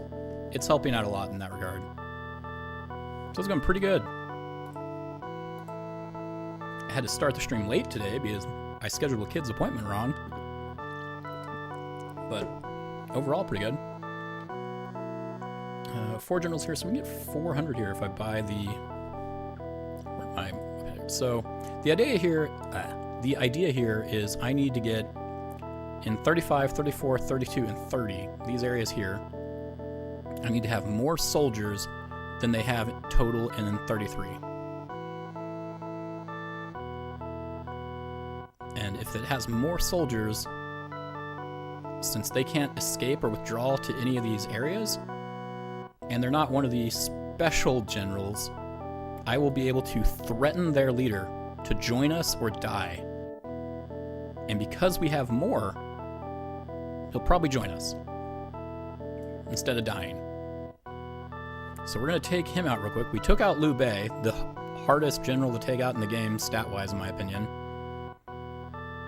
We invaded his area, left my general over on the northeast, but he was a big, badass fighter named Ma Chao. Or Ma Cao. Cao? Either Ma Cao or Ma Chao. I can't remember which one it was. And then, once all their generals went to kill him, because I left him alone, I took my generals over to Liu Bei and just murdered him. I like the little narratives this game develops on its own. Who was that leader? Ma Chao, yeah. Fun dude. He has a cool helmet. And well, we're in Province 10. Let's actually just see how many how many soldiers 33 has. No one's capable. Okay. Already did the actions here. So Province 26. You could check.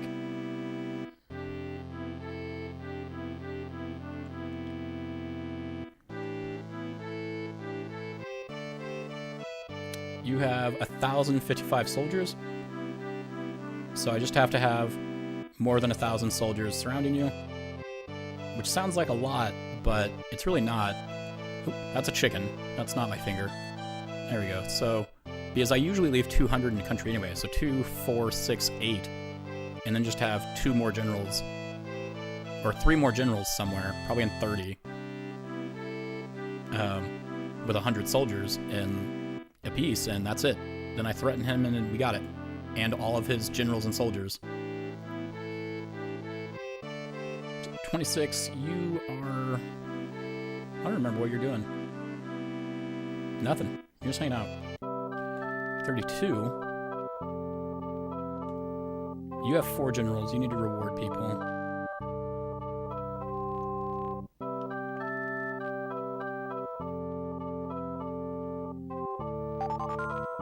And this other guy, he can move down to 34 to be rewarded.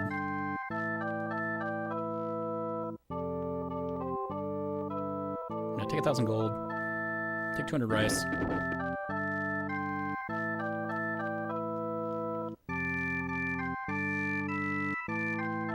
And 72 is pretty good.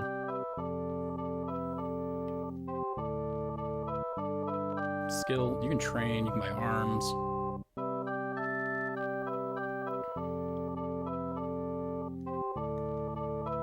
Every SNES game. Do we have a list? We do have a list. Let me get you the Google Sheets link. I have it as a short link in, or I have a command in Twitch chat, but the bot doesn't work in YouTube chat, so I'll just give you the link.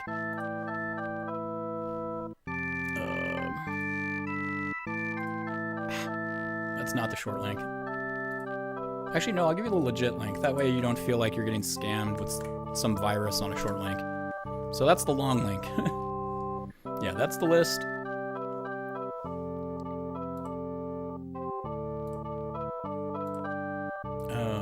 There's tabs on the bottom. Intro just says the overall stuff, what I'm doing, and what each tab does. The list itself is the list. We're doing it in release order. So we're at game number 55 right now, released on May 1st. And once I finish it, we'll move on to Super Soccer. This is one of the longest games I've played so far. I think it is the longest. Yes, this is officially the longest game I've played so far. Because Final Fantasy II was finished in 27 hours. Most thoughtful thing. Yeah, well, you know, spoofing and all that is a thing, and when you get short links sometime, like the bit.ly links, or the goo.gl links, it's like, I don't know where this is going.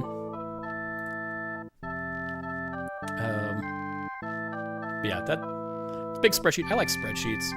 This game's actually so complicated, I've made a spreadsheet for it. It's the only game on the list I've needed to do that so far. Who will train? He's training. But we're in the end game of this game now. We just got to finish conquering China. loyalty in 32? We can't reward anymore. We already did.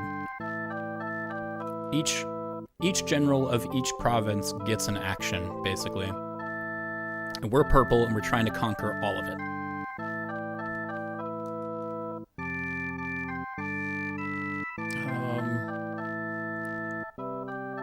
Yeah, go for it. I mean, I had to take my kid to an appointment today. They have appointments all the time. It's a nightmare. Yeah, I'm glad you got recommended it. I've actually been complaining about the YouTube algorithm lately, and some of the people, I can see when I check the analytics where people are coming from, and they come from the most unrelated crap sometimes, and they end up here and they're like, what the fuck is this? And I'm like, I'm sorry, I don't know how you got here. I don't know why YouTube recommended you this. Like, if you don't like Super Nintendo, you don't like retro stuff, you don't like challenge streams, you don't like speedrunning, you're gonna hate this stream. I don't do much beyond that. Fridays I do modern games typically, which are any game released after 1992 at this point. But that's about it. 32. We did all your actions, right? Yeah. Province 3. Oh, I could have... No, I didn't have any more actions. Province 3 we're emptying out. Because we just took out Liu Bei. We can reward you. Wait, 3 were... Yeah, 3 were clearing out. You don't need any of these soldiers here anymore.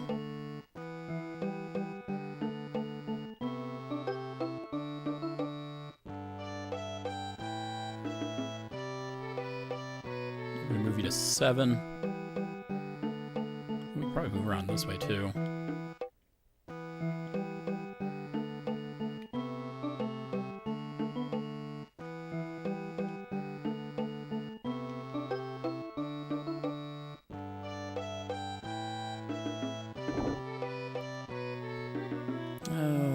And then you're done.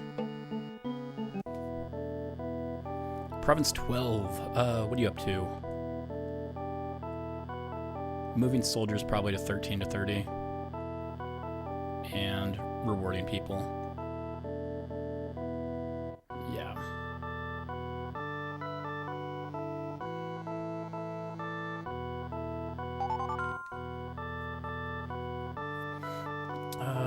What else are you gonna do? Jinping can use some soldiers. Yeah, he has higher war. We're moving him. So let's hire. Use 1 to hire. And then move Jinping to 13. You don't need to take any gold. You can probably take 200 rice.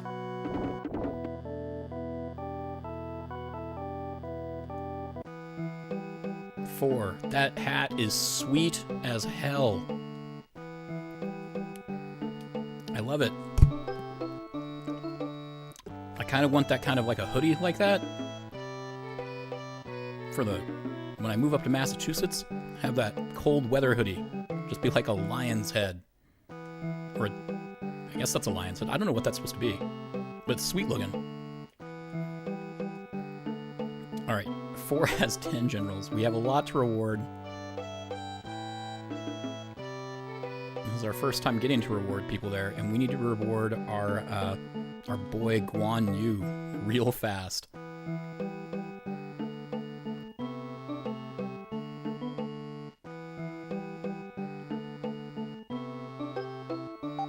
$67. Okay, so we also need to change the governor here, it turns out, to somebody with charm.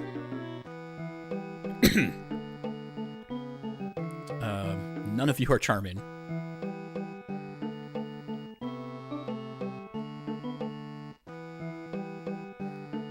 Move Ma Chao out as governor. If I move him out, they'll pick a new governor. He's just rewarded, so he can't move. We can move this guy down here. Who do we want as governor here? Han Sui. He has 76 loyalty. make Zhao Tai the governor of 4. And we'll just slowly move everybody out.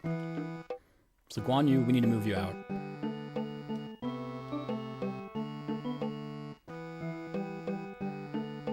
Let's move him to 3.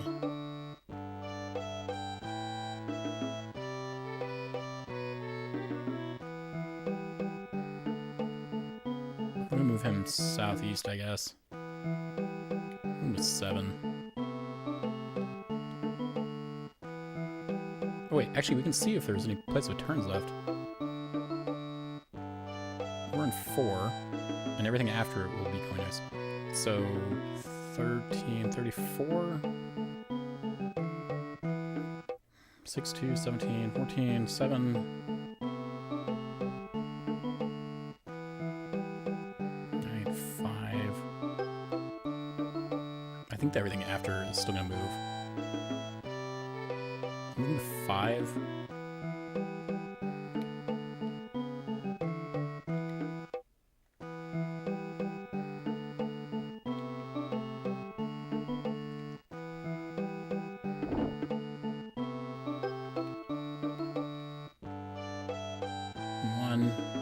Do we have high loyalty people we can move out?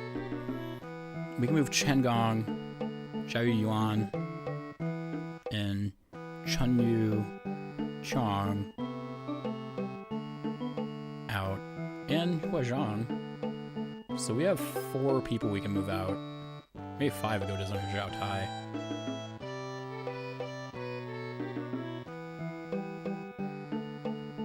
Move them to 7.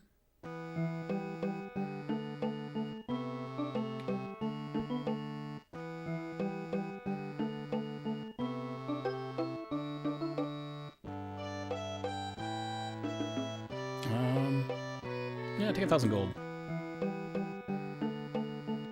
Take 700, 800 rice. Take 1,000 rice.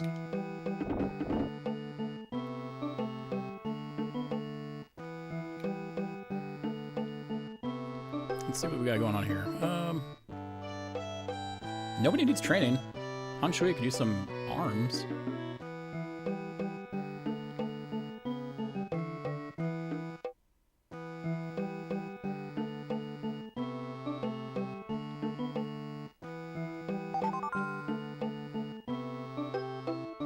Yeah, it says everybody could use some arms. Probably because they're additional war.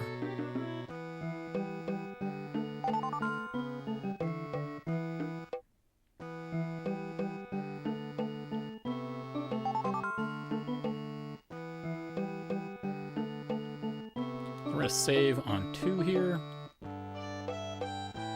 No. And we'll go to the next turn. Province 30. You're getting soldiers, but you don't have anything yourself right now.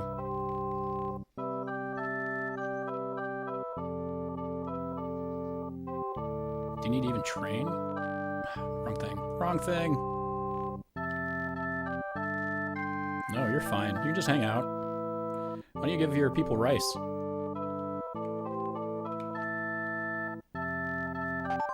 I did find out that having multiple people give rice is not smart if you're only giving 100 rice, because it runs the formula twice and divides the amount of rice by half. And so instead of one charming person doing it, you have a charming person doing half of it and a stupid, awful person doing half of it. I thought it was 2 was always better. It is not.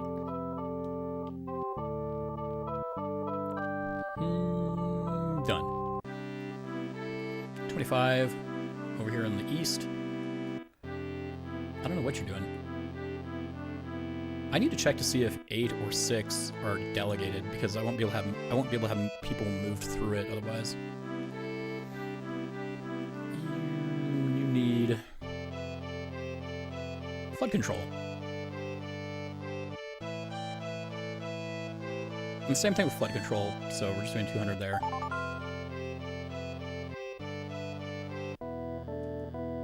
$13.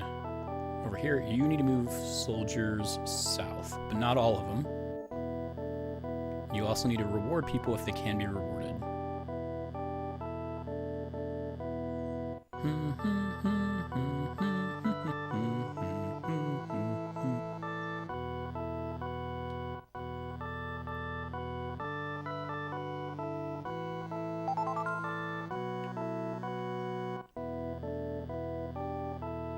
We already have 500, so you can just straight up move 300 people. 300 soldiers to 30.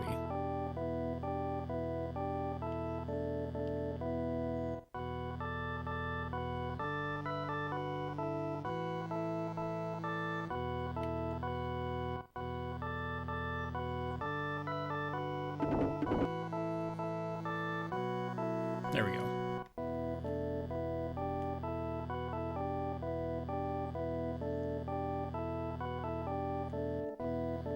And then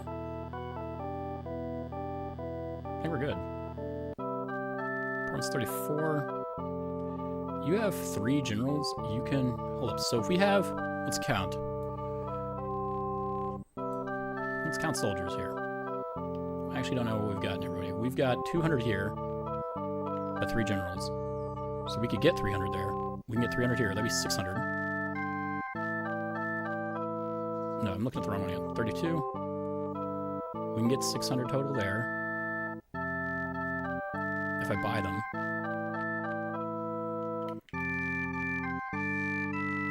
That's 500. That's 1100. So we can very nearly threaten 34. Let's hire. That'd be Jean Ren on his own. Have to do it. Or leave and make Jean Ren in charge. Yeah, that seems like a good idea. So, let's hire.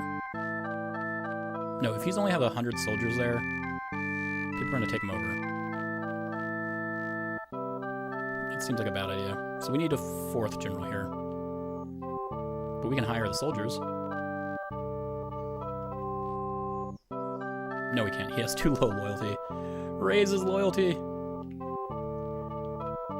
Give him a horse.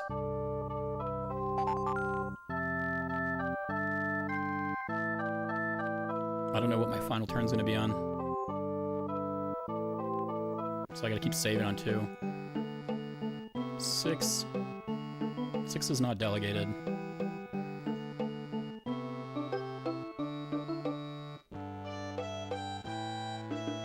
We're moving Shenpei. That's what we're doing, to 16. We're gonna take 1,000 gold. Go to rice. Go for it.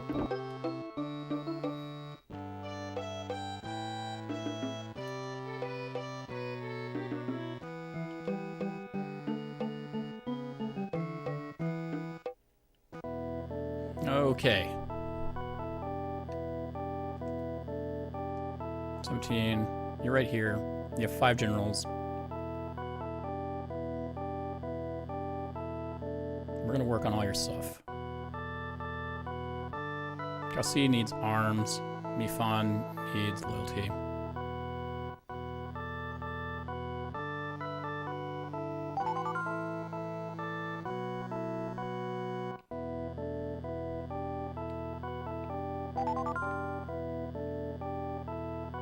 And then you guys can, honestly, I think having a stronghold at 17, 37, 34,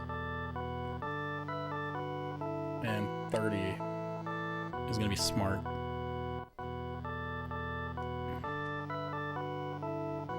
So I kind of want to keep these guys here.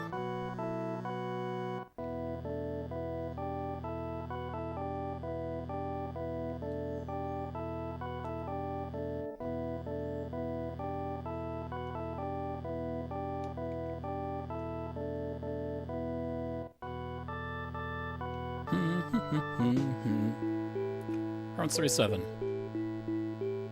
You're done here. You have the generals. You have the army. You're walling basically right now. You can improve the land. Like, we're in June. Rice is next month.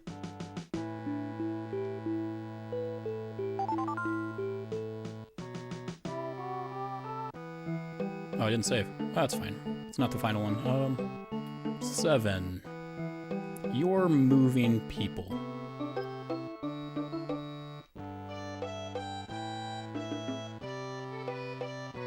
Wow, you should not be the governor here.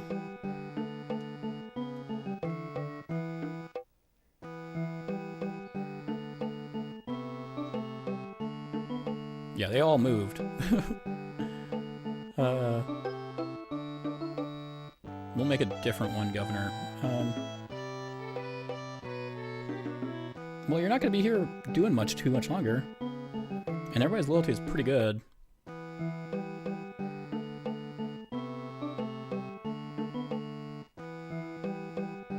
Yeah, like Hu Zhen sucks. We don't want him used for anything really. Let's see, summary 2. Only one person needs arms. No emergency here anyway. Well, reward and move on.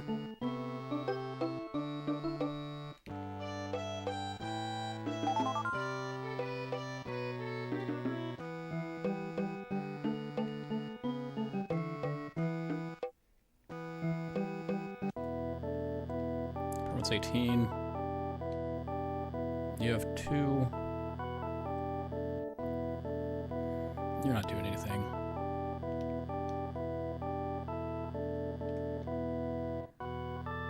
You can improve land.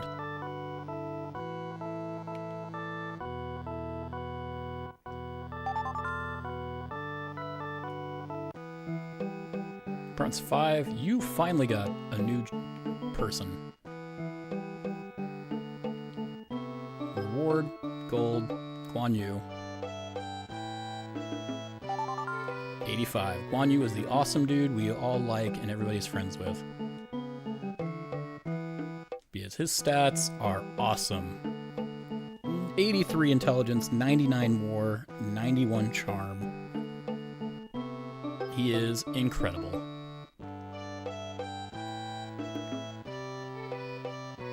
We need to... do we move him?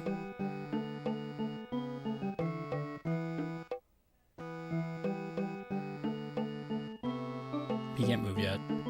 He doesn't have soldiers anyway. Let's get him some soldiers.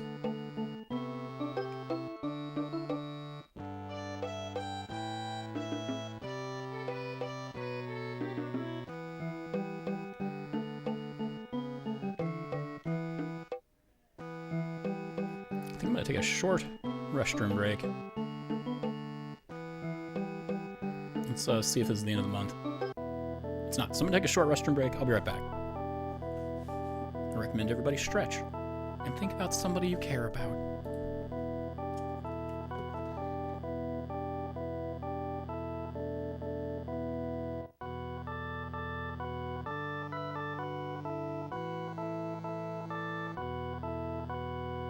Oh, right, I wanted to change the shout-out bot to Stream Guru. Let's do that. Let's do Twitch Guru's bot instead. Twitch Guru, I'll fix that before I'm officially for reals AFK. I can't remember.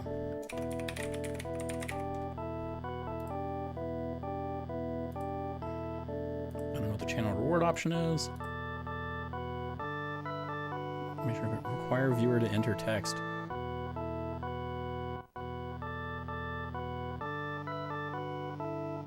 I mean, maybe. Max duration. Leave blank for Mac. Let's do a minute. A minute is the max for clip, we'll say. Turn text display off.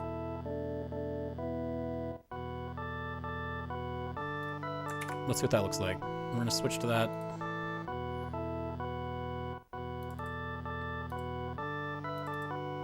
I've had 2 streamer help things on here.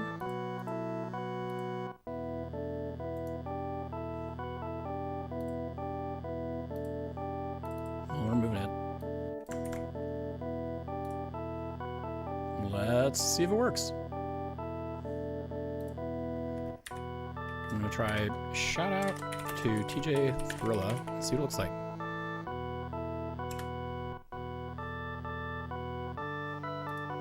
Oh, that's so big. Oh, it's when he's learning Japanese with Earthbound.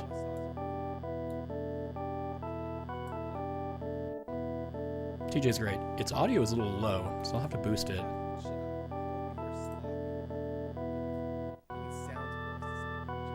Or I guess it's because my audio is loud because I forgot to lower the audio of the game.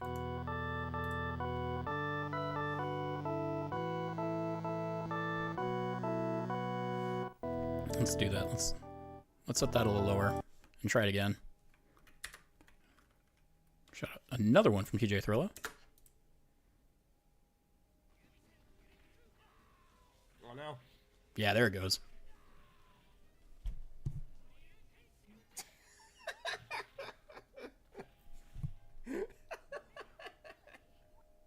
Yeah, okay, it's working now. And then fix that link on my retro. Where's the stream? Help there. And then I want to see the advanced audio properties here. Streamer help. I thought I was boosting its audio. I guess I didn't. Let's do 10 decibel increase. That, I mean, we'll find out if that's too loud. And I think it does it for the AFK screen too. 10 decibel still.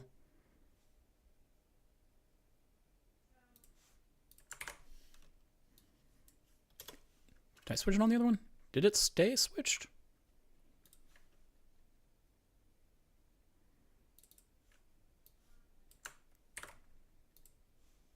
Okay, so, okay, back to AFK.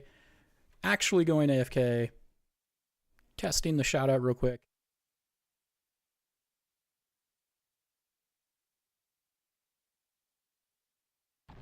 There we go. Mr. Radon's doing the same thing with N64 games. Well, he's doing 100% runs. Excuse me? There we go. Okay, yeah, it's easily working. All right, I'm going to hit the restroom. I'll be right back.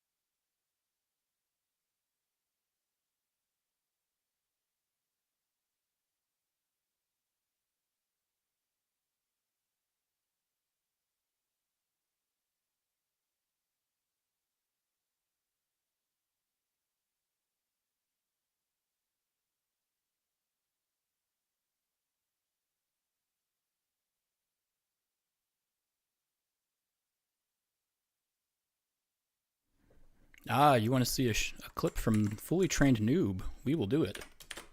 Let me switch back to retro and we'll test it on that screen because I probably have to resize it here anyway, so I appreciate the opportunity to test it. Let's set this real quick and then set it to... Where'd it go? I met a lady.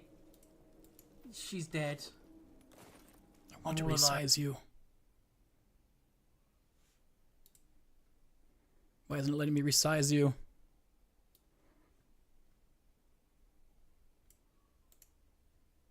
Transform. Edit transform. You're not letting me click you.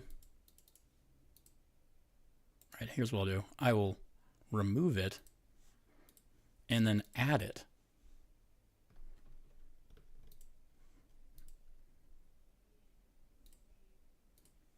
There it goes. Now it'll let me do it.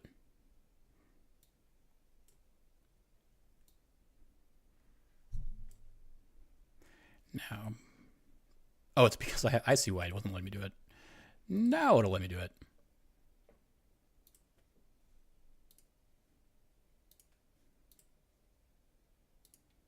I don't want to move the whole folder. I just want to move one thing in it. Set that, set this. Oh my God. Move you out. Copy that. Get this guy moved.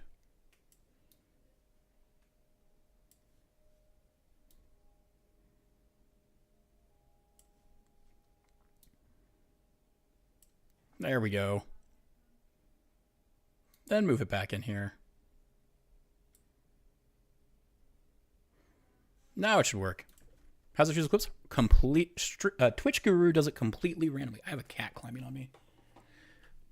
Twitch Guru does it completely randomly. Streamer.help chooses from your list of featured clips, which means if you only have one featured clip, it'll only play that clip ever. And so I think I prefer Twitch Guru because most people don't set featured clips, it turns out. So let's try another. Which didn't allow you to make flesh closets. Appropriate size. That's Factorio? Because you had to play as the Camarilla. Look like Factorio. But because the problem with Twitch Guru is because it's completely random, it might just be a clip of LOL, look at my cat, and then it's like 5 seconds long. So it's a give and take on both of them. I think I prefer Twitch Guru in the long run. Maybe we'll make it a little bigger. I think it's fine there, actually. We'll just set it there. And then we'll do one more to test. Let's test. Who to test? Oh, Blueprint. I love Blueprint. I don't want to alarm anyone, but someone in this room is a murderer. It's Chris. What if they zoomed in on Reggie?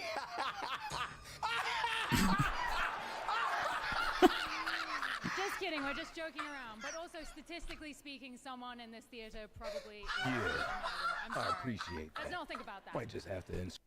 Blueprint's a great guy. He generally streams retro. It's a lot of fighting games and not JRPGs. He's a family man. A very wholesome streamer. Anyway, get my sound going back on this game. And we'll get back to China. 16's waiting for that the next year to search. So you don't have anything to do right now. I should have saved. Let's see what happens.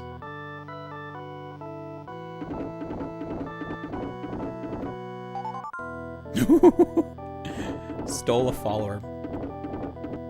Oh, wait, I didn't see whose follower it was. I need to clip that. Is it the follower I'm trying to get? If it is, I'm pissed. I just need to see the clip.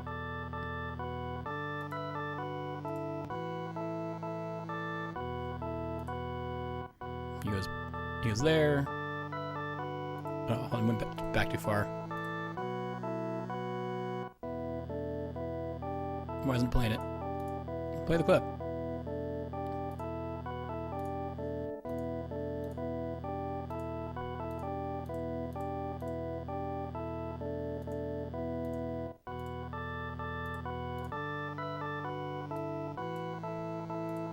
Why aren't you playing the clip, Twitch?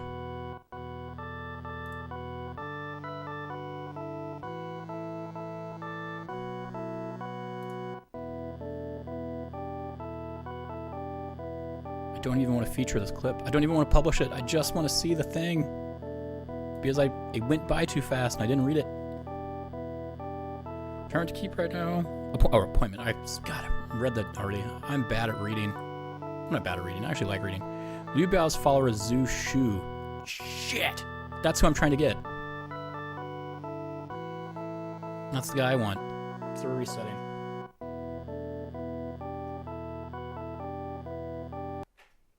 I don't know, maybe it's not that bad if somebody takes him. Well, if that guy takes him, it's not bad. I just gotta increase my death counter for reset. It's not bad if that guy takes him because we're about to conquer him with a threat. Because he's not gonna have soldiers, and I'm gonna get him back anyway. But he just will be really far from 11, and that's where I run him.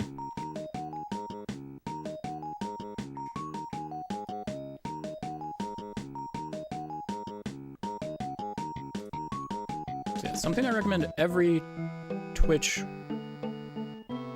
person who streams, anybody who's streamed anything, is to go into your clips and delete clips you don't want people seeing or showcasing. Not that you like have embarrassing clips. Like, I'm sure those exist, but I don't mean those. I mean things that, like, I take clips of content I miss so that I can just see what it is. And, you don't want, like, that clip being like, oh, I missed reading this, so I've got, like, a 2-second clip.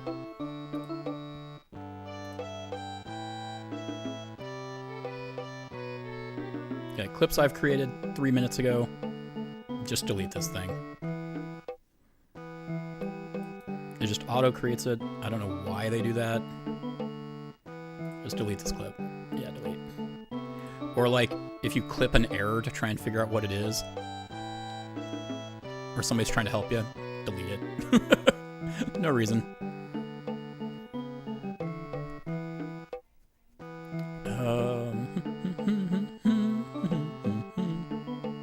Ooh. Portrait cropped clips can now be viewable in the mobile discovery feed. That's pretty cool. Anyway, we're in 5. Guan Yu's loyalty. We already raised it, I think. And we don't have anything else to do here. Oh, you do have things to do here. Buy him soldiers.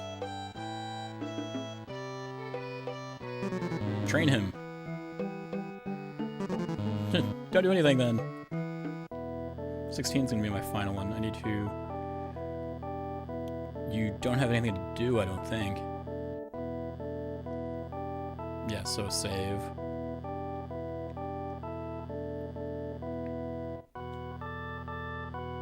Yeah. So if we can't get a reset where he's not recruited, it's not the worst thing in the world. They didn't get him. They're trying over and over. They didn't get him. Do not collect the needs of your people. Recruit. Zushu. Let's see what the recruit chance is, Zushu. This might be a reset. Oh, hold on. Save. That was a good enemy turn. Nothing bad happened. We do want to view their province, though. I'm surprised this isn't a spy action that costs important stuff.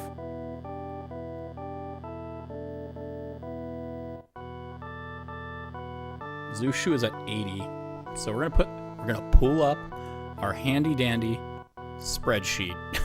We're gonna pull up the handy dandy spreadsheet. He's at 80, 96, 64, charm, 85. Target ruler's trust is 54. His int is 96. We've got some good stats to work with, especially if I try and... What's his recruit chance right now? The recruit chance right now is around 40%. With the ruler, we can probably increase that if I make Cao Cao do it himself.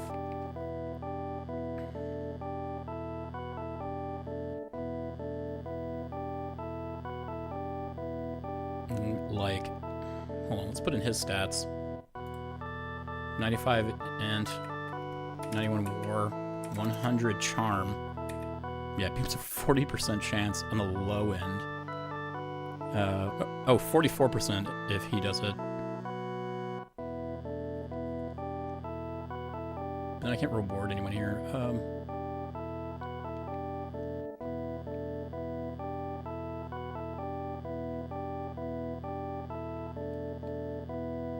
Do I want to reward or do I want to bother with this?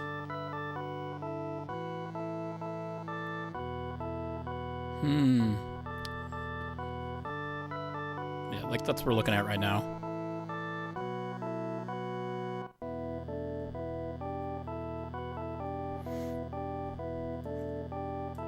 So Southside can probably recruit him. We've got to save. Let's do it.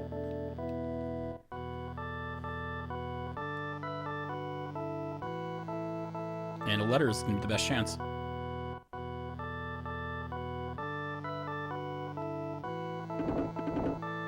you refused? Take a death. Now the problem with using South South to do the request is we can't reward him immediately.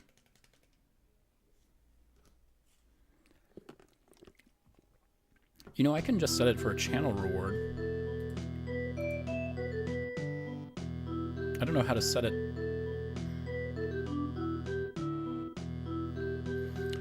Next logs, what is that? Clips off. Slug off.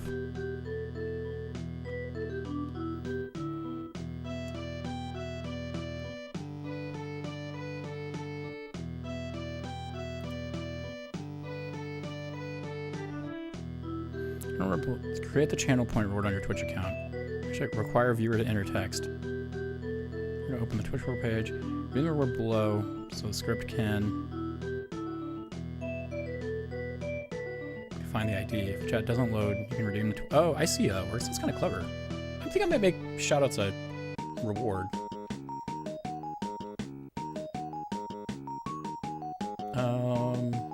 Run one actually. Because we gotta recruit him.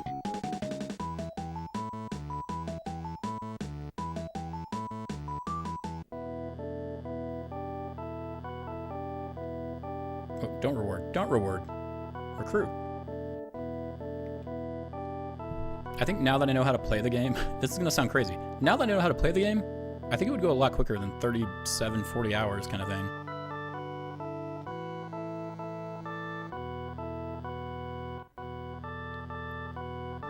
I know that sounds crazy.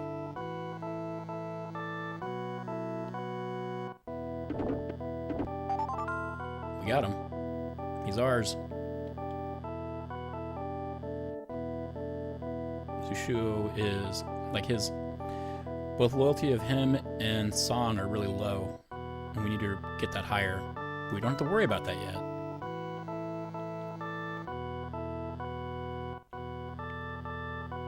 Yeah, Zoo can't do anything this time.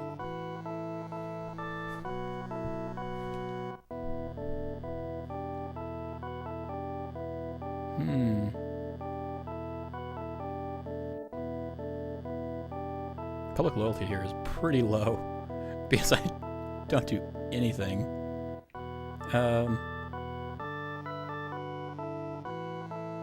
Except do forgeries out of here. Song needs to just straight up move. You're not useful for anything. Go west.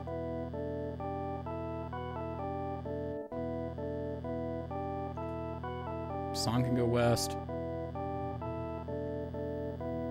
Probably. He doesn't even have soldiers. Or arms, I don't think. No, he has arms. Song go west.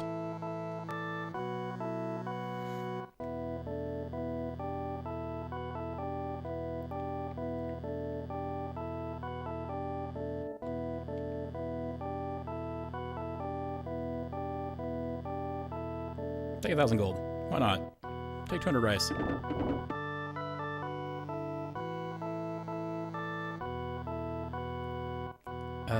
View, summary 1. Who do we target now? I don't even know.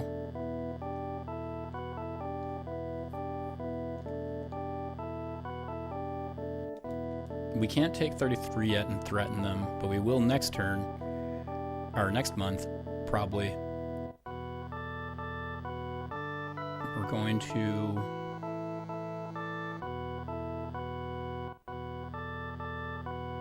we can start targeting 21 and getting rid of their smart people.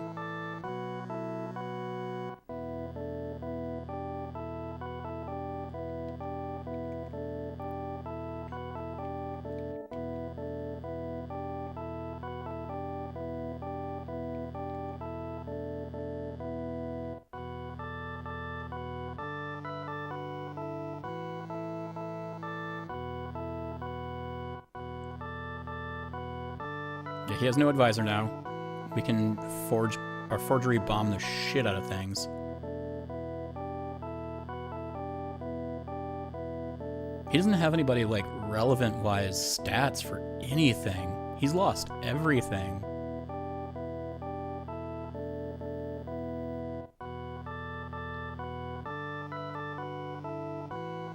Let's take out Wen Pen.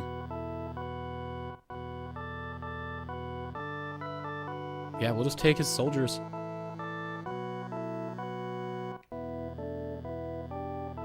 Yeah, Wen Pen. We're gonna take out.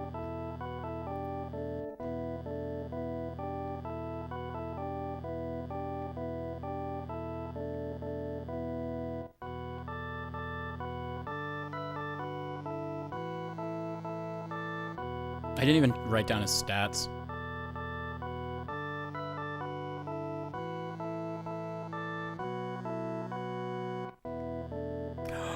No, there's something funnier I could do. Tiger Wolf. Tiger Wolf is making a governor of an area revolt against them. So I can have a governor revolt on 31. Or like 38 or something. Let's see what we got here. So we're gonna view a province again. See 31. And I can't remember who's dumb here. Tiger Wolf chance is based off their duty and ambition.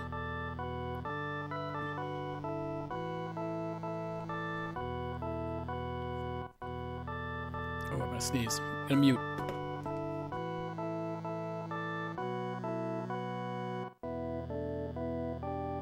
There we go. So, let's see, it's based off their ambition, which is a secret stat, and my charm, and their loyalty and duty. So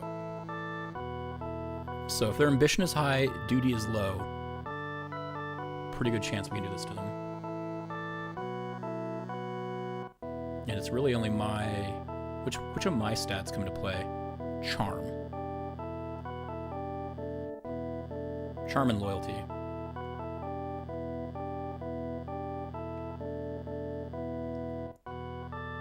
So a Fenji, look at it.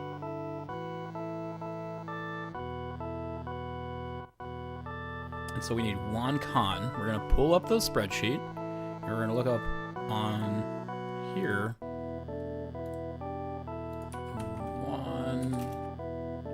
There he is. So Tem, okay. We need to see his duty and ambition. He has 62. It's 72, 62. 72, 62.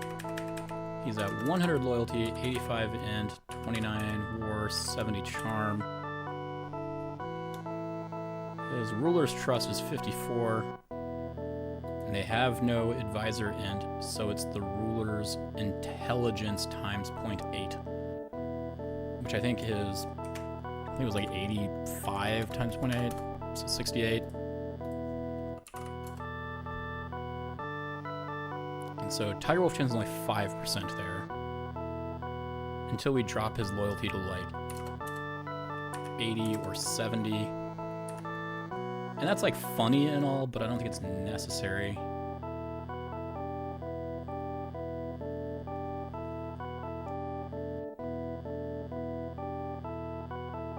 It'd be funny to do that to all of red, though.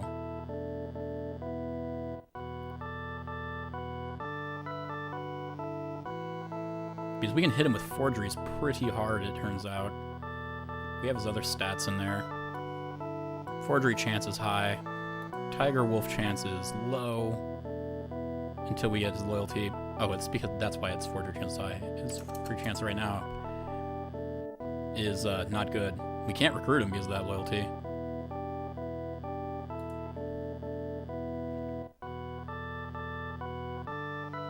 Let's forge him.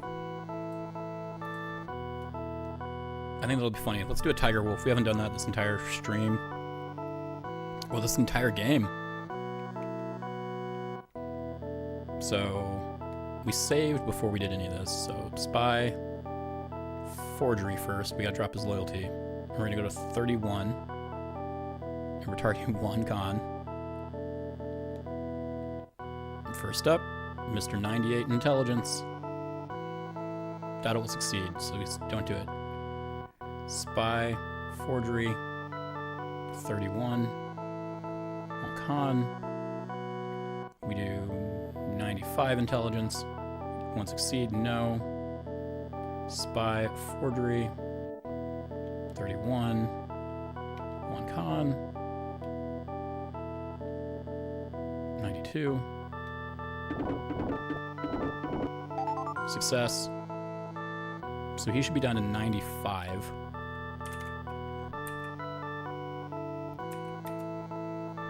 See, now has a 10% chance for Tiger Wolf.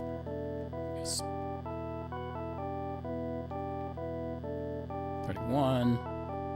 1 con. No. So we're gonna load a save. That didn't go well. We had really high odds for all those working, and none of it worked.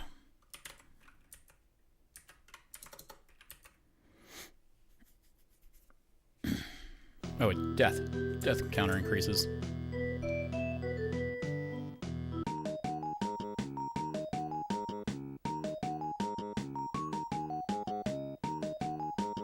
Do do do do do do do do do do do do do do.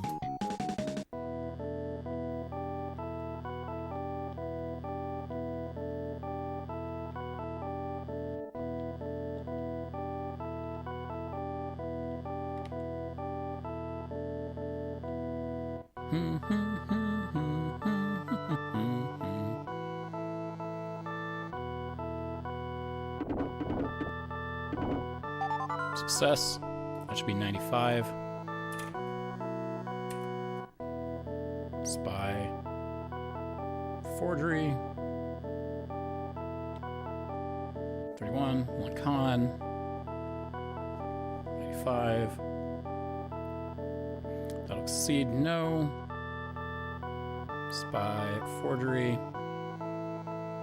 31. 1 con. Shot song.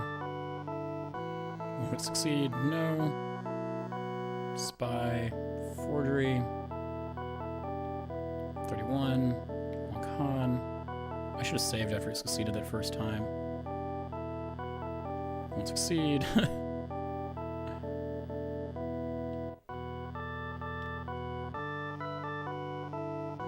We're getting bad rolls. No. Yeah, see, we just gotta reset.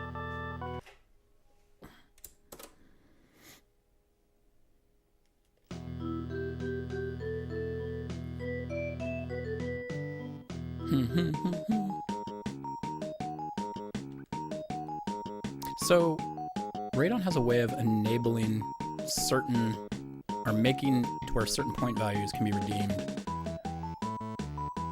I want to figure out how to do that. I mean, I can just ask him, but I'll probably figure it out without asking him. Because then I can make it to where people can redeem their shoutouts when I'm AFK, or if I say, now is the time we can do shoutouts. Hey! Well, I'm glad you survived the meeting. We're doing something funny now, Sornus. I'm... Oh, I did the wrong... I don't want 16. I wanted to save one. We're sending forged letters to a governor that's kind of like the bottleneck of the middle guys' areas. And we're going to bombard him with forgeries. and then convince that governor to rebel and take over the province himself.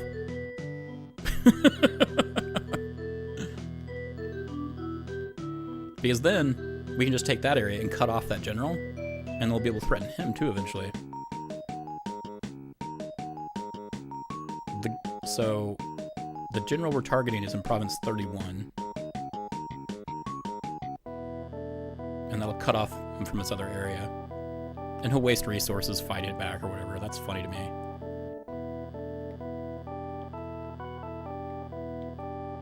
But we've got good odds for this forgery to work.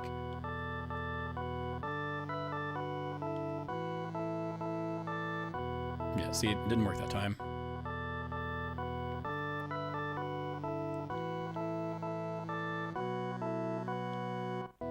I should just reset there. Because if the guy with 98 intelligence fails, we're getting bad rolls. God, I really have to go to the bathroom again. I should probably just go do that. Let me get loaded back in.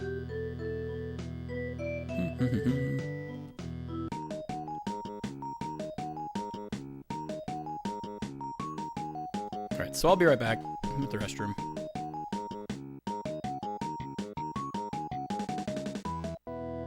Let's make your brain hurt. Honestly, I agree 100%, Sean. I am not good at strategy games. I'm not good at 4X strategy games.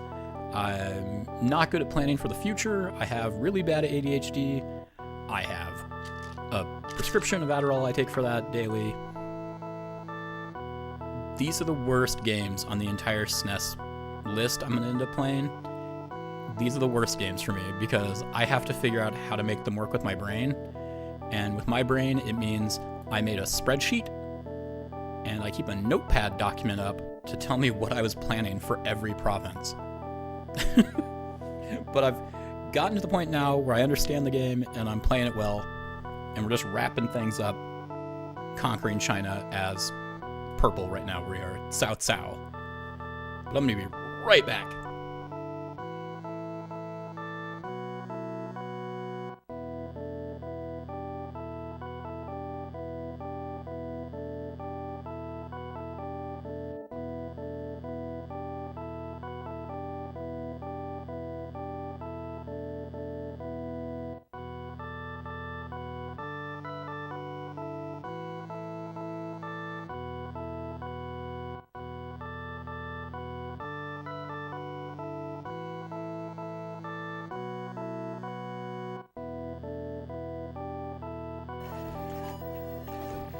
So that actually was not a good Olive Garden.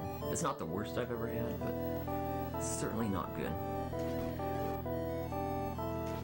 Got the breadstick.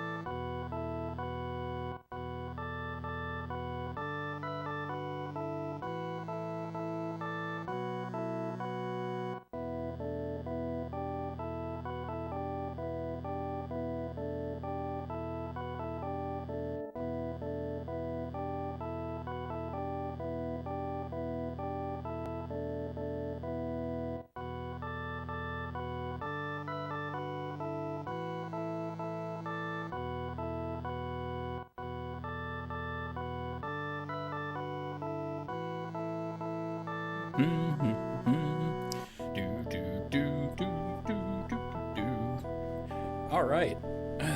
Let's see. Where were we? We are messing heavily with 31's governor.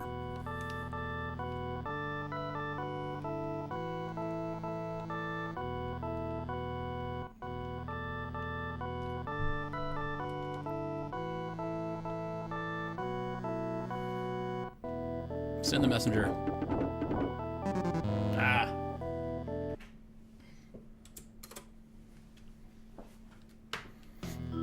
I need him to succeed. He has the best chance. It's like 52% chance. From 30... There's a d20 roll in there that's changing the odds. And it's going from 33% to 52% chance. It's a big swing.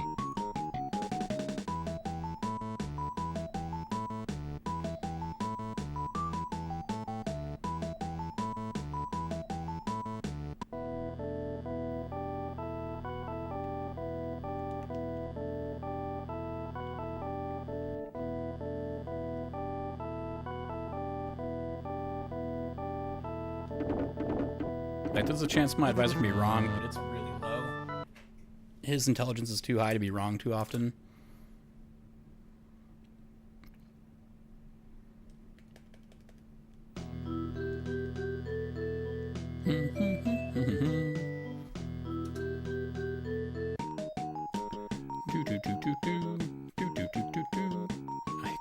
I don't know how I keep forgetting what save I'm on. It looks like such a nice day out, but it's cold as hell.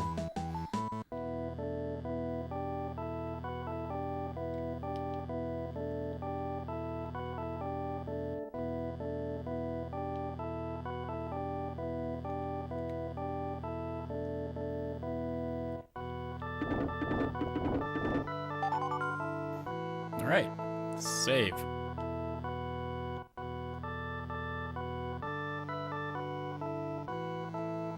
Spy.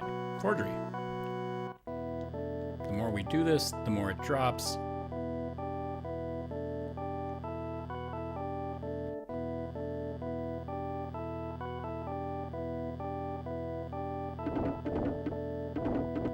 No.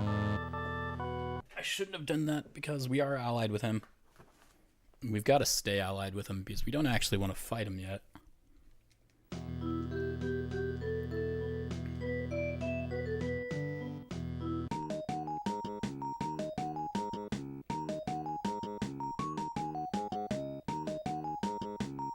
So every time we're successful, it's dropping his loyalty by 5. Which is a horrific amount of loyalty to drop.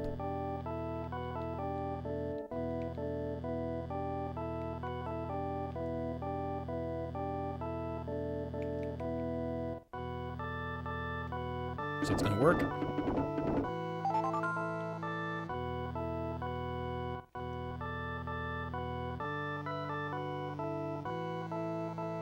So don't quit. We should be at like 90 or 85 loyalty, I think. 90 or 85. I mean, we can just view it.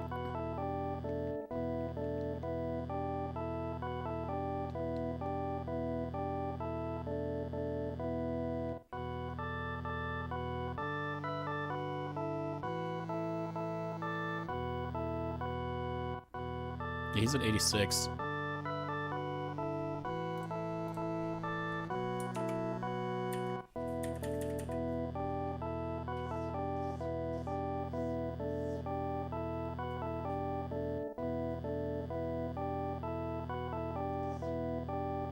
So yeah, we're pretty good on forgery chance. It's anywhere between 35 and 53% chance.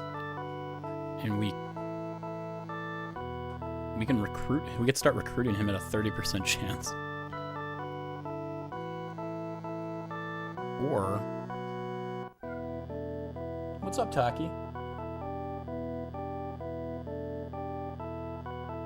And the Tiger Wolf chance is at 20% right now. So we want to drop that to, like, what's if it's at 76? Then it's a 29% chance. So right now it's 86. Let's get it at least 26% chance.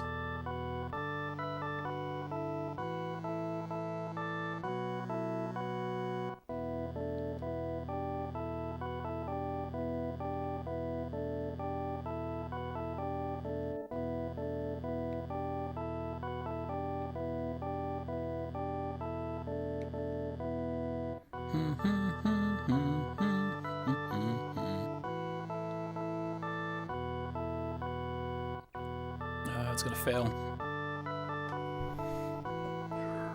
Reset.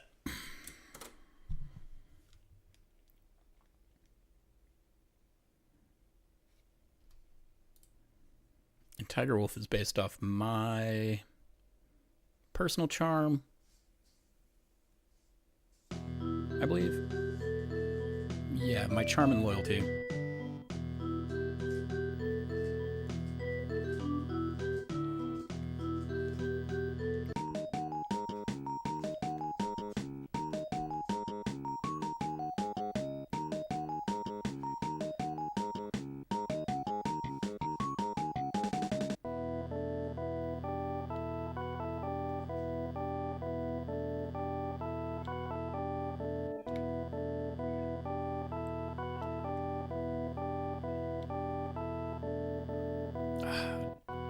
This is not gonna work.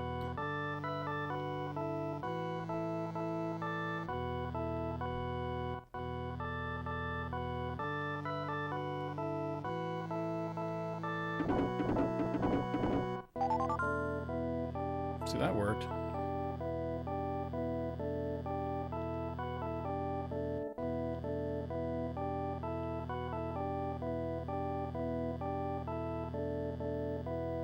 And that's not gonna work.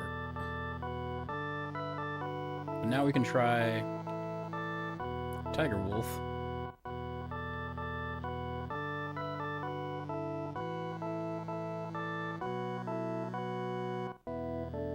Possible, there's no way it can succeed, so we reset.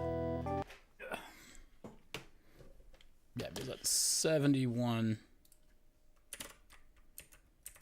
And maybe his loyalty's low. It might be not worth it.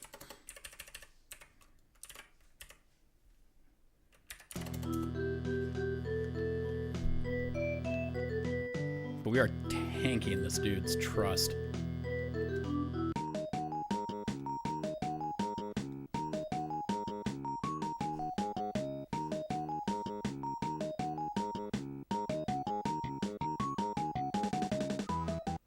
Taki, buddy, what's up?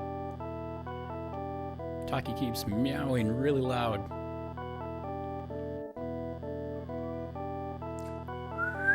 Taki, buddy, come here. He might be playing with a straw and wanting to show people.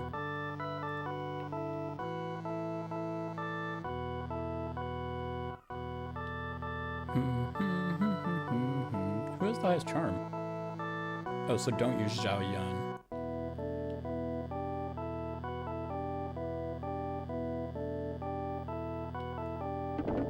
Hey, it worked in the first try. That means we save.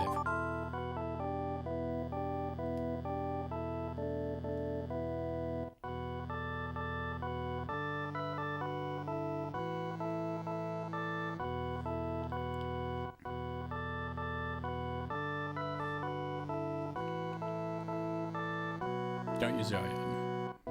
Use Yufan. He's not gonna work. Use final guy. Nope. And then Tiger Wolf.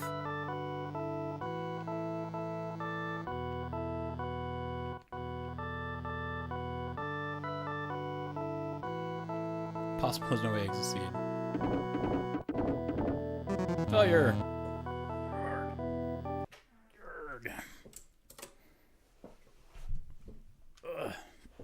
I think I gotta put in Yun's stats into my chart. Maybe I'm setting my where I think the possibility of this working is too high. So let's see what his stats are. Pop them into my spreadsheet and see what the actual percentage is. Maybe his loyalty is really low and I didn't realize.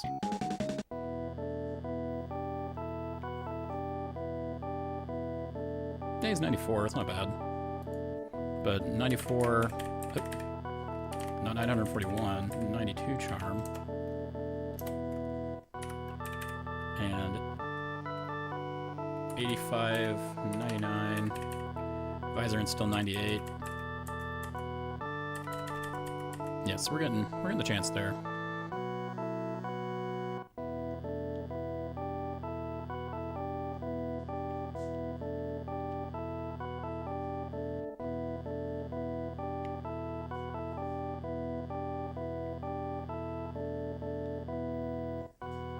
Won't succeed.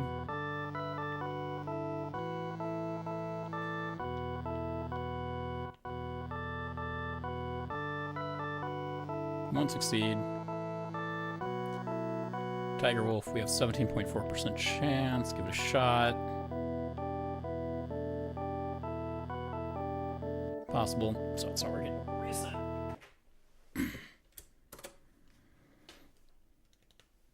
We must be rolling low on forgery because we're getting it. I mean, those lower people, they have like 80 intelligence. Yeah, they still have like a 50% chance on the high end kind of thing.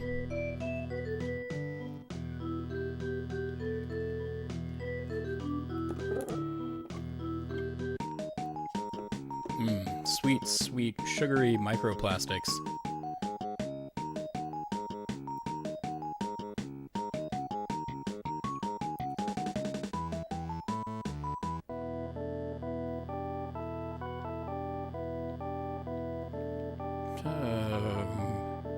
Yeah, forgery. Forgery's what we're doing.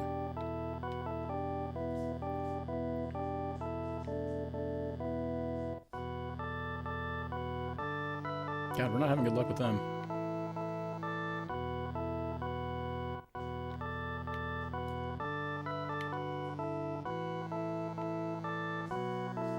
Oh my god.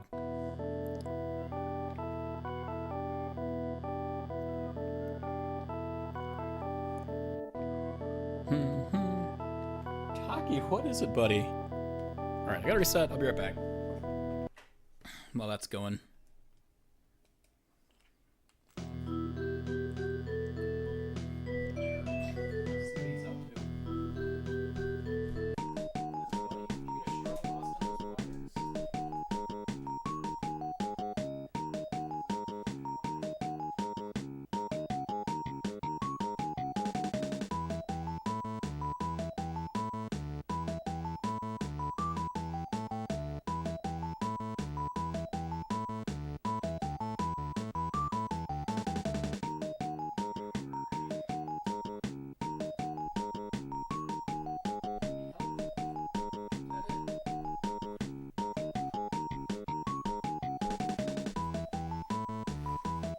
He just wanted to see a human being. Or play.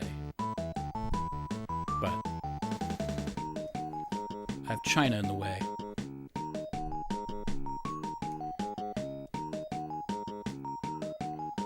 He's back there meowing still. I think he wants Rebecca off work. She normally stops 14 minutes ago.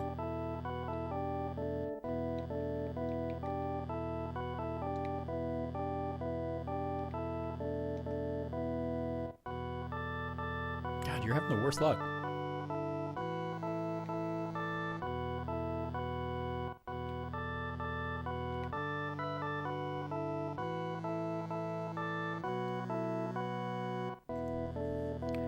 What is the problem here?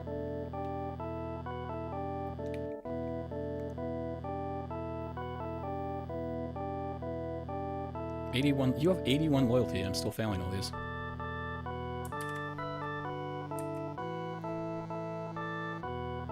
So technically, Tiger Wolf has had a 22% chance.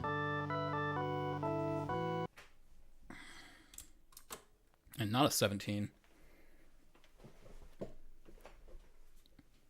And if we get it down, if both of those get it correct, and it's not a 71, we'll have a 31.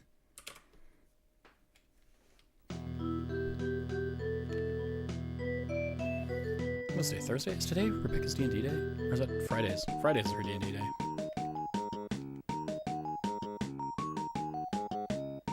So the odds on this working are exceptional, and I'm getting extremely unlucky. Let's see if it's what's going on with the stats here.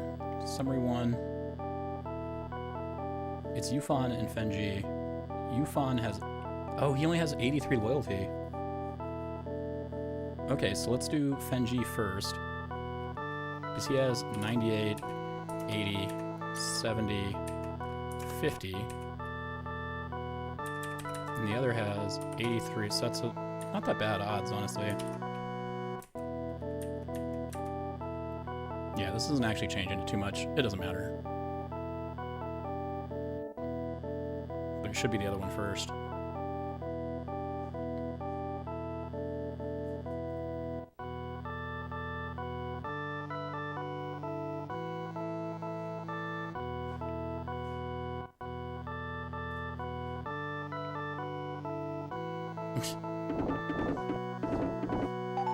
Success. Okay, now Tiger Wolf.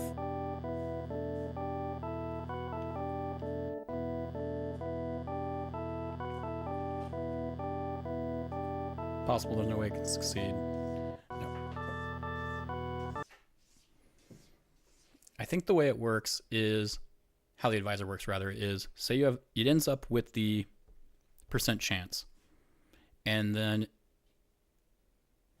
that changes like a target number or something maybe, and then you roll and it tells you how far and then you fail or succeed and it tells you how far or close to success you were. If it's impossible, you were way off.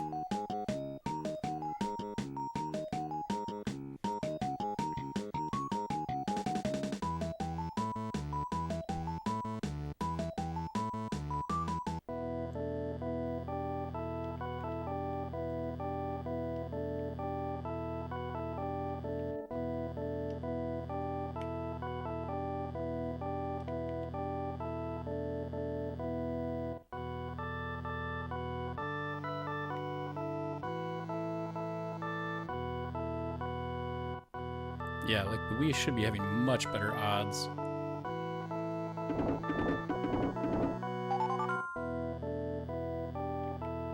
Tiger Wolf.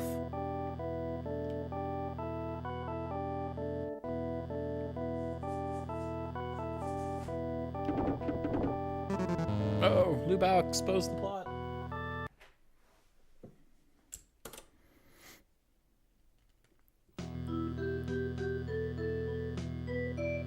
Taki's distracted by a window. Things are fine now. Ah, god damn it. Every time I end up selecting the wrong menu, it wastes so much time.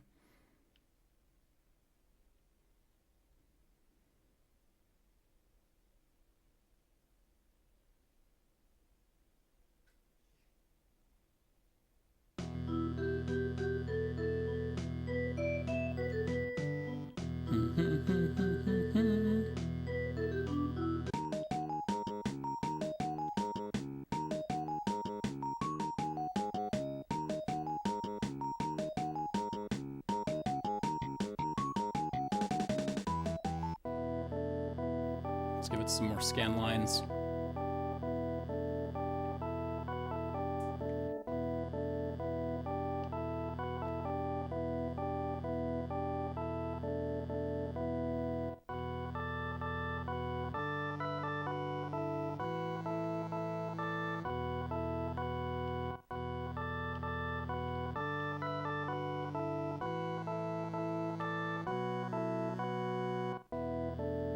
Oh my god, we failed both times that time.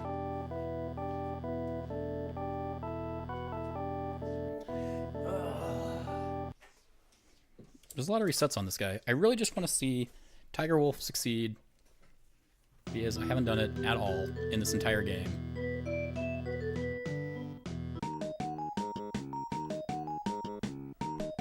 Like, I want to see what it does. I'm really excited to try.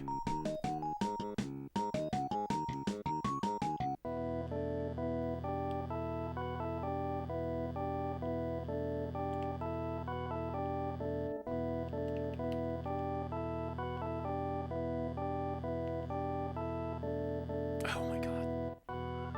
We should be at 50% odds if we roll well, and 31% if we roll poorly. So we're roughly about 40% on average. We're failing every time.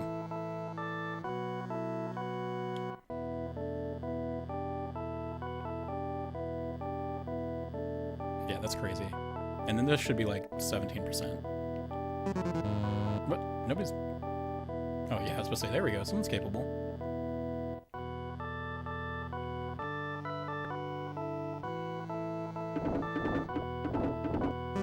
Yeah,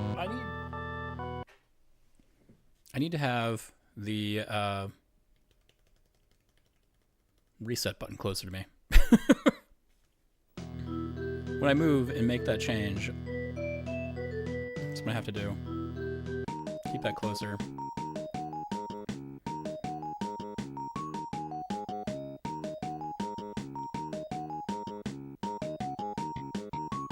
Alright, 31. I don't know why you're so hard. Oh, there might be... No, I don't think you're like an important person. You don't have a special portrait.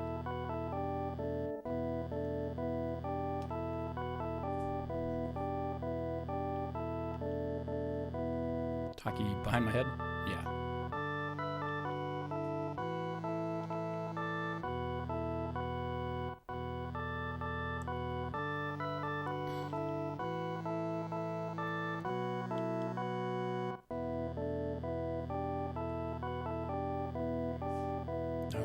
OMG, people.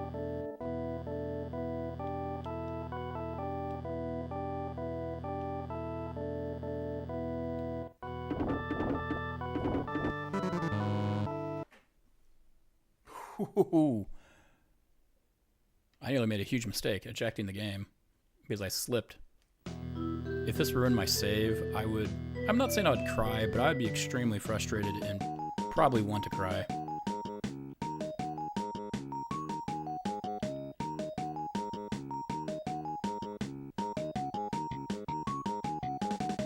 Maybe we'll send our forgeries to someone else.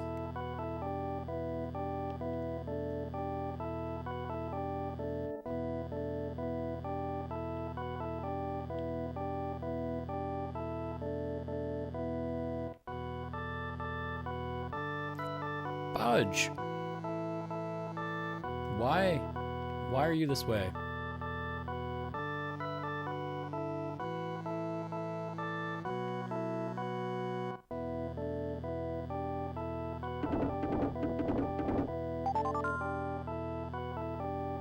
Tiger Wolf, 22% chance.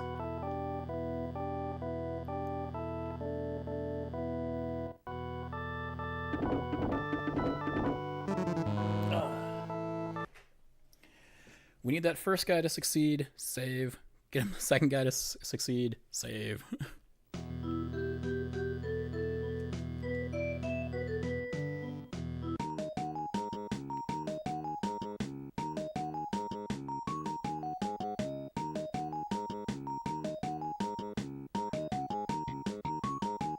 It's that damn dice roll in the middle of the equation.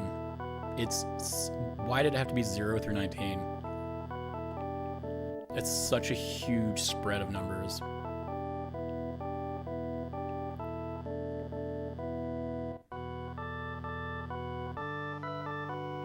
Oh, it's gonna win. Save, save, save. Spy, forgery. Should be at 76 now.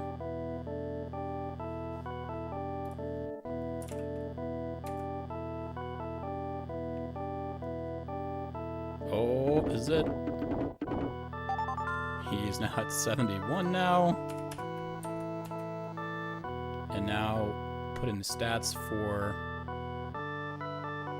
Zhao Yun, which is 94, 85, 99, 92. We have a 32% chance of this working. Let's see what happens when a Tiger Wolf actually works.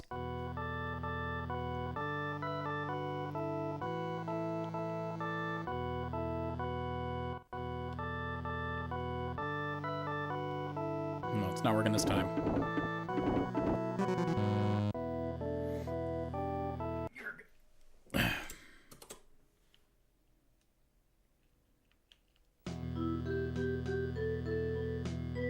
I think I went just pure military and just conquered everything. Well, I wouldn't have been able to get Liu Bei. Like, I would hit a wall there because I'd only take 5 units in. So you can't just strong arm this game. You eventually have to learn how to do the spycraft, which is opaque as hell.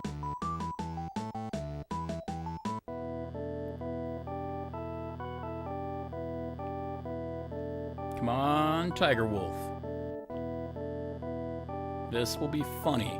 That's the only reason I'm doing it for the most part. Childhood with your dad. Oh. I hope you had fun with it. It's a hard game and a complex game. I've got like a spreadsheet I made to figure out the chances for doing things. And I've only just recently, within the past 10 hours of gameplay, really like started to understand how to play it. And I've been using manuals and game facts and message boards and watching speedruns. And like it's a deep game. I'm not good with these types of games though. My dad, he didn't play a lot of video games while I was growing up. But we did get one game that he loved playing with us. And it turns out, I think I know why. He's extremely colorblind. Like, can't see anything. Ever since he was in the military. Like, he used to see color, now he can't. But he liked Destruction Derby, the first game on PlayStation 1. He loved playing that. Something about it, he was able to see it. But a lot of video games, he can't make out any sense of them. And TV shows, for that matter. Explains why he likes black and white movies. The high contrast movies like that.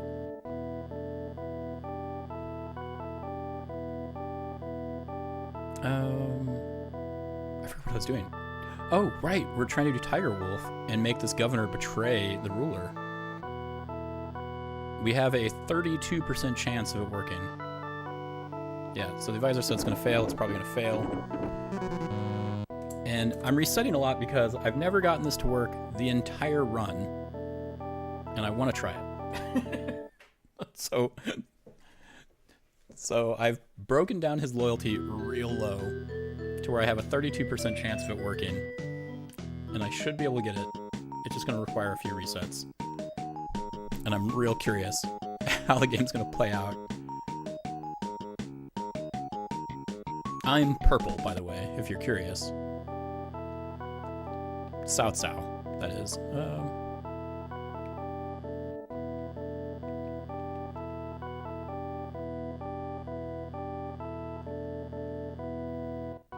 Yeah, he's right. It's not going to work. My advisor's too smart to ever be wrong.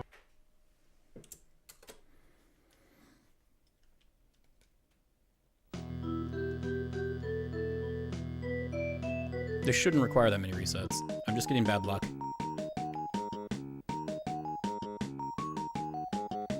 I was getting real bad luck for the forgeries.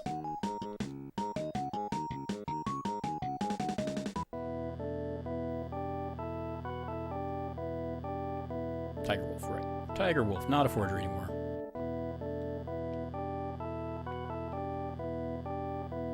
Oh my god. Failure again. The advisor, it turns out, the higher intelligence they are, the more likely they'll just straight up tell you what the result's going to be. That way you can back out of it.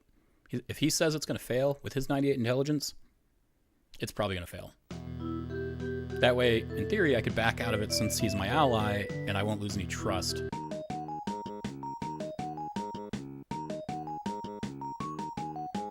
But I'm just resetting anyway, so... for this particular thing.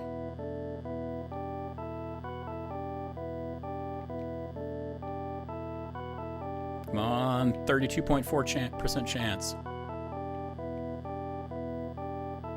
See, he's gonna be right. Yeah, it's a very low chance that my advisor is wrong. It might even be something like 2% chance. I'm not 100% on what the formula is for the advisor's response, but I'm pretty sure it's close to just a straight percentage. Because at 100 intelligence, an advisor is never wrong. And at 0, they're always wrong. Went to the wrong thing. Spy. Ugh, itchy nose.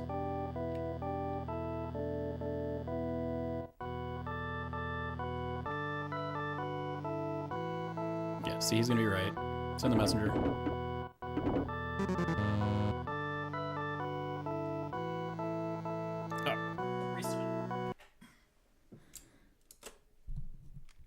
The odds say we have 32% chance, and we keep failing.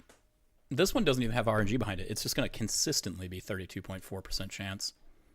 Unless I've got the stats wrong on somebody. Which... do I? Do I have the stats wrong on somebody?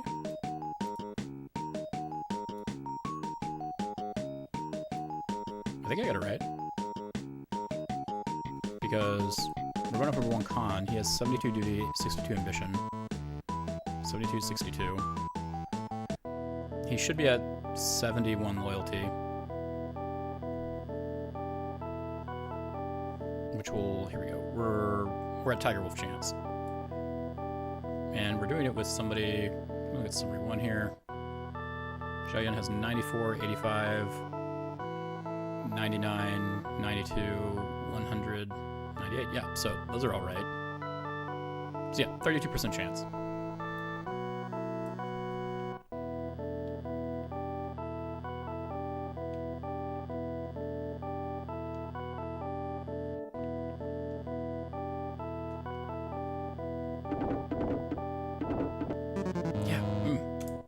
Just bad luck.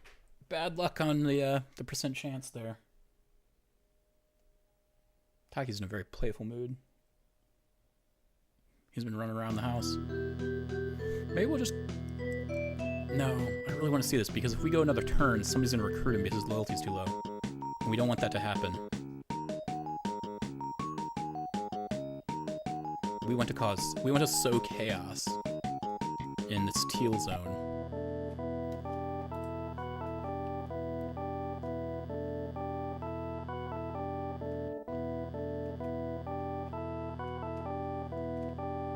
All right, here we go. Come on, success. Clever plan, a revolt seems imminent. That's what we want to see. I think. Success. He'll start a revolt. Save, save, save. Okay, so that's funny.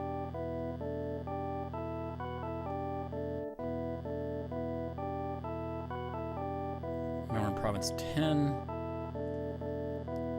You don't need to do anything. I do need to figure out what we're doing next.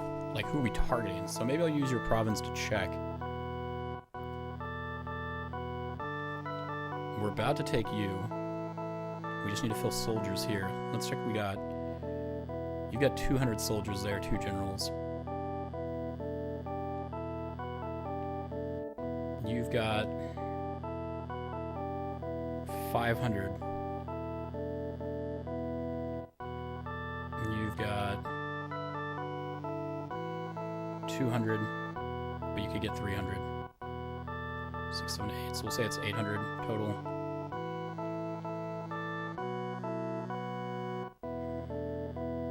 $900, 1,000, 1,100, and we need 33 to have less than that. They have 1,055.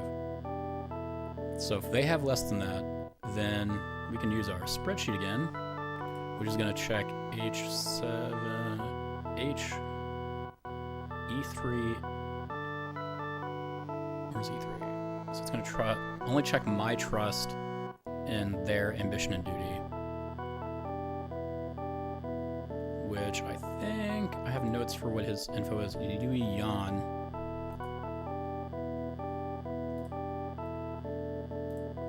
Let's feed Yui Yan.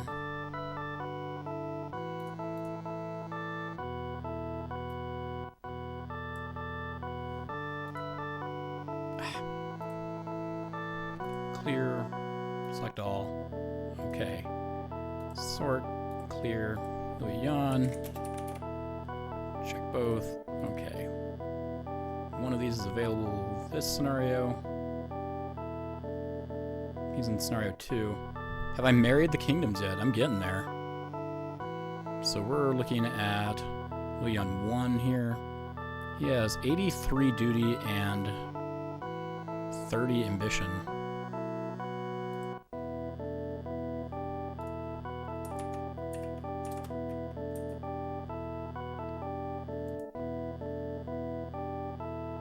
Which means I'll be able to threaten him pretty reliably if I can get him surrounded.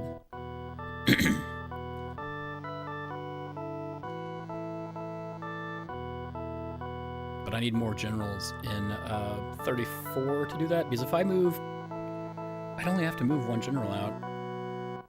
I think. Nope, he might invade at that point. I need 2 generals to move to 35, which means I need 2 in 34, 2 in 32, and 2 in 30. We're in 33? Oh no, we're looking at 33. Yeah, 1,055 soldiers. No advisor. Province 10. Province 26. You're not doing anything right now. Province 32. You have 3 generals.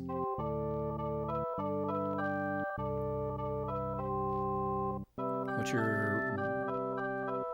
loyalty? 72. We need to get that higher.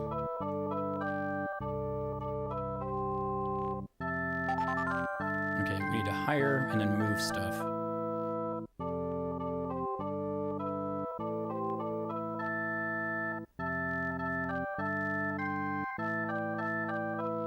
No, you need to move general to 34. You know, take like 300, 500 gold. Take 500 rice.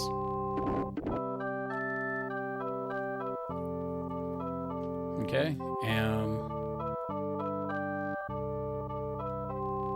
then you're good. How are you doing, Aldo? I haven't married the king yet. My current plan right now is kind of several-fold. We're causing a riot in 31, so that guy's going to rebel, and the governor of it's going to rebel against their leader in 20. And so that's going to block him off here, so that we can conquer it, then conquer 29, and then surround 20 with soldiers here, and threaten him and take it over. Then, we are going to probably take these wide areas here, or this one's going to be taken this month, because we're going to threaten this guy next month and take over his area. So once we have the wall here, we can start taking over Teal, and then close in from 3 sides, up here, down here, and over on the west side, and take over the red area. And hopefully, that'll clear it up. And we're going to be able to take over this area with some funny methods. Namely, because of this complex spreadsheet I've made that tells me the chances that things will succeed or do well. My chance to win. Province 3, you have 1 general. You don't need to do anything.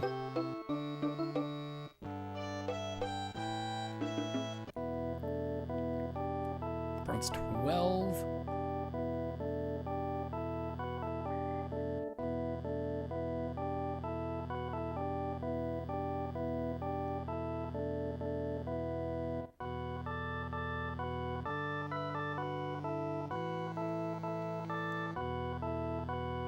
Get some soldiers. Move Song over.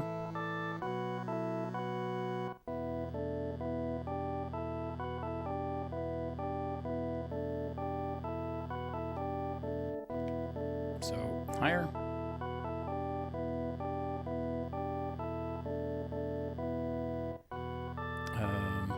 Send Song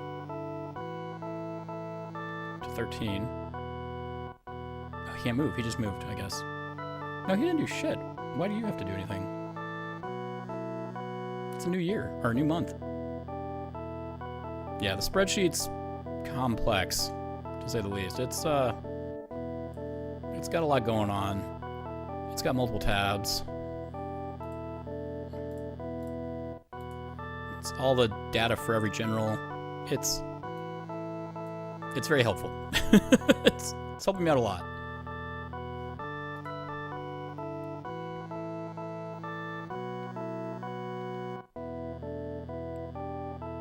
I mean, why don't you reward yourself? You're just hanging out there.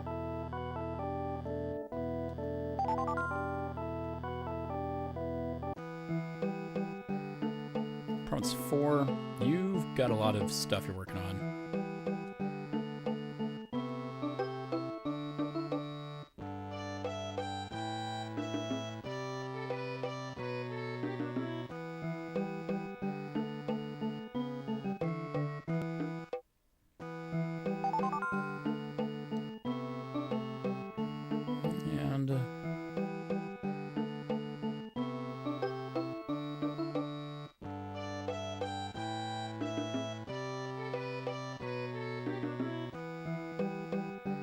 And who's the guy I just raised?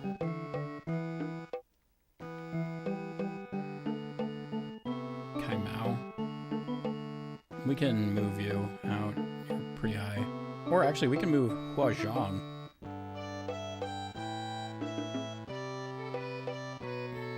Let's get some soldiers here.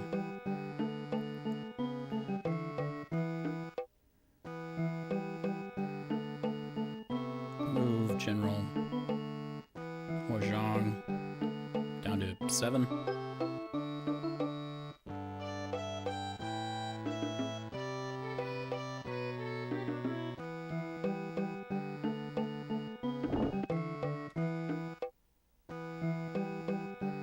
Man, the rest of you, I don't know.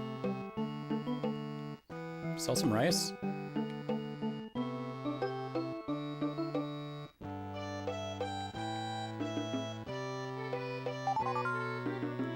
Like, that's a good price for it. 22 barrels of rice per 100 gold. Province 30. You have generals you need to move.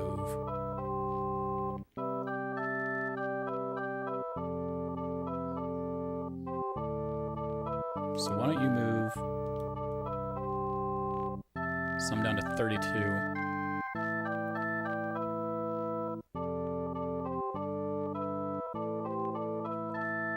How about Dong, or Min and Yi? We can move Min, Yi, and Fei, we'll say.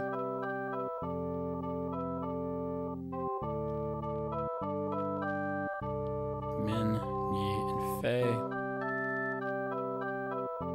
Take much gold? 2,000. Why not? Take 500 rice. Take 500 rice.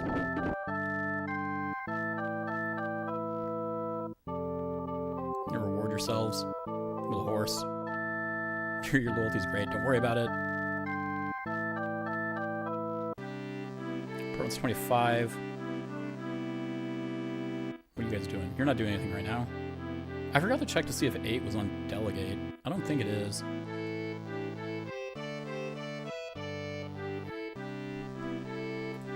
Pretty sure it's not. I think you're good. 13. You can move some soldiers. No, you can't. You've already moved soldiers. You don't have soldiers in you to move.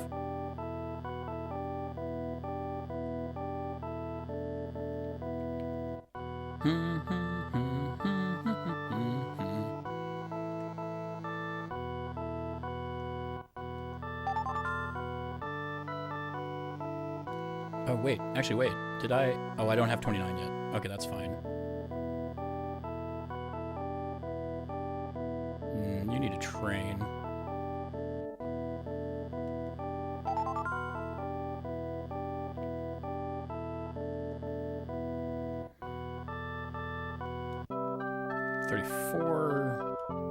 You have 4 generals now, you can move 2 out. We need to raise Jean to higher loyalty.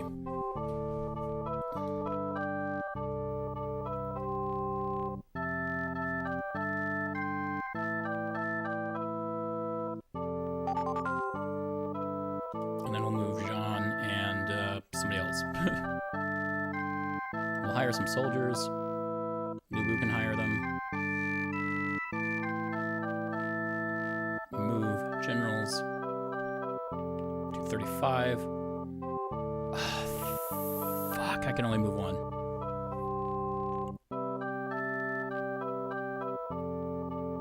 I'm gonna risk it. I'm gonna save right here so I can come back to it. And I'm gonna move just 100 soldiers.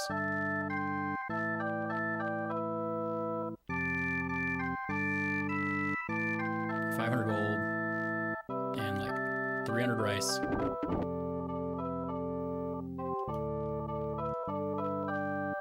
Let's view that province, see how they're doing. They're probably not fond of anything. Oh, they're not too bad. They're more loyal to me than I expected. They just don't have much flood control.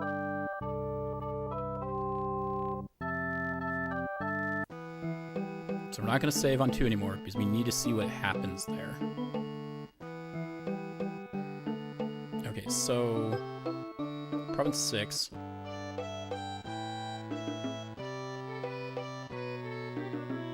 I want to view some provinces still because I need to see if I have 1,100 now. We have 30. We have 200. 32. We have 500. So 5, 6, 7.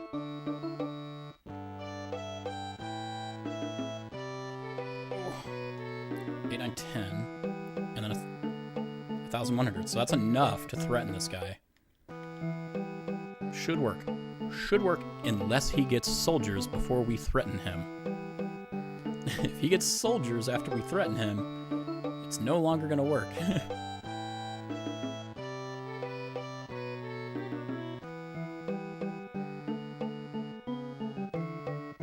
Yep, so as long as he doesn't get soldiers, we are fine.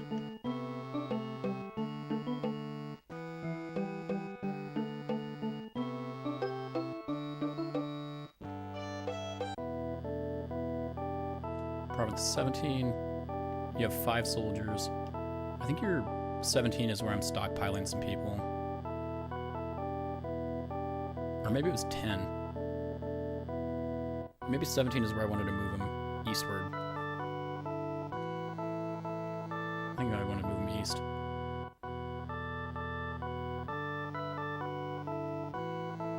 We're gonna move him.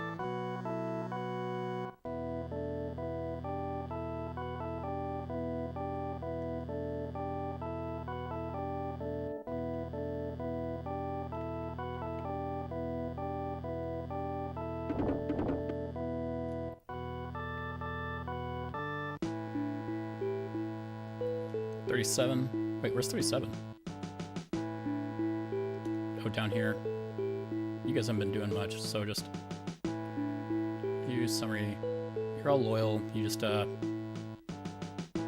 work on flood control.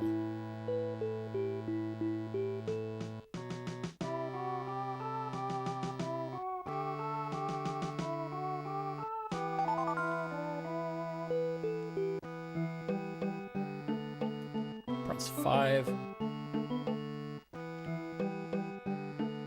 Guan Yu. Reward him. He's too awesome,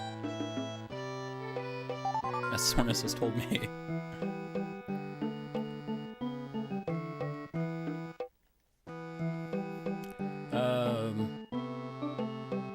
And now we can move him down to 10.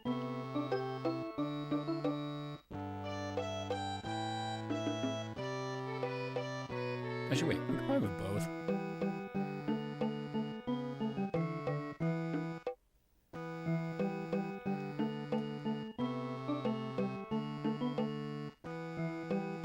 Yeah, move them both.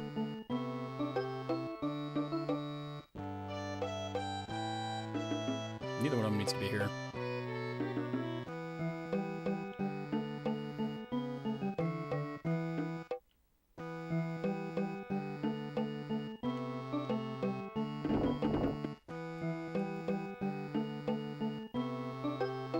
And then you're done. 7. You have a lot of people that you just moved here. I don't think you can do anything. Or they can do... well, they can all move.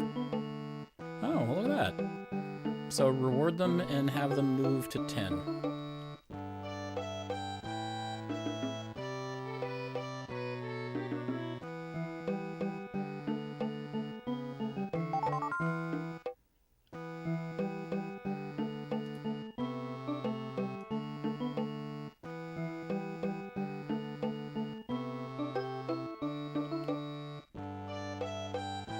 I can move literally everybody here.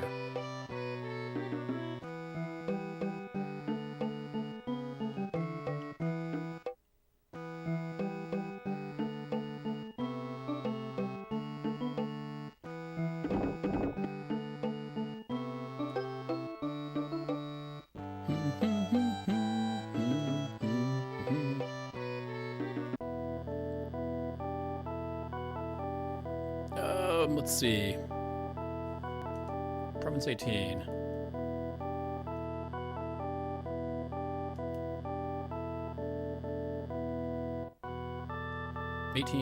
You're moving people around. Last I checked.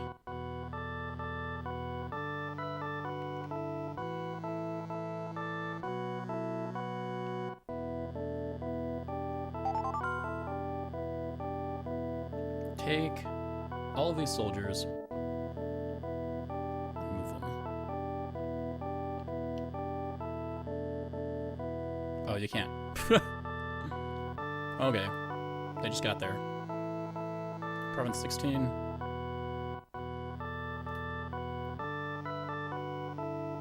You're not doing anything. It's not 196 yet of the year. In 196, we are getting a super smart OP dude. Hey, that I caused that. Someone tricked Wang Han of Province 31 to revolt against Liu Bao. Who could it have been? He's overthrown the ruler and taken power.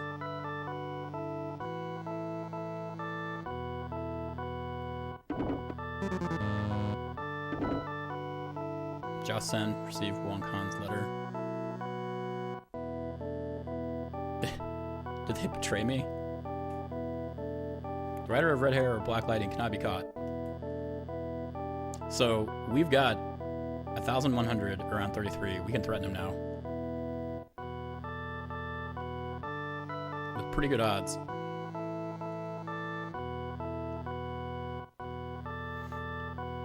So now we go to diplomacy and threat.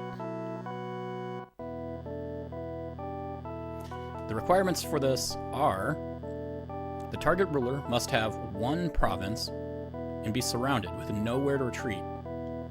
I can use the big finger actually for this. One province, nowhere to retreat to. Target ruler must have less soldiers than the lower value of either 1,500 or surrounding soldiers divided by 6. Oh shit, I did this math backward.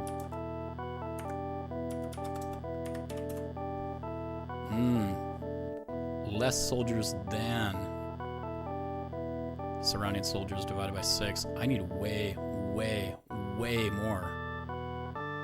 Like 6 times as many. No. Just more than 1,500 soldiers. Once I have more than 1,500, so I need 4 more generals there. 4 more generals, and then I can threaten. So it's next month I can do this. Okay, I'm glad I went through that again. I just was surprised why it was going to auto-fail or something.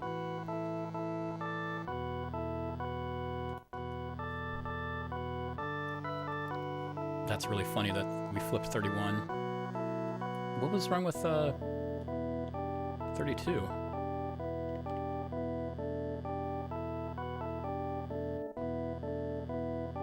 Zhao Sen had 83 loyalty. He got a letter. We don't know what it was. He might be a betrayer. Well, after we take out 31, it doesn't matter.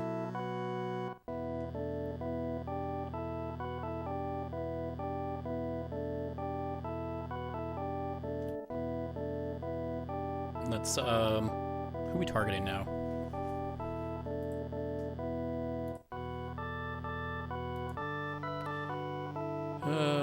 Did I make the governor of 4? Did I do all these things that I have notes for?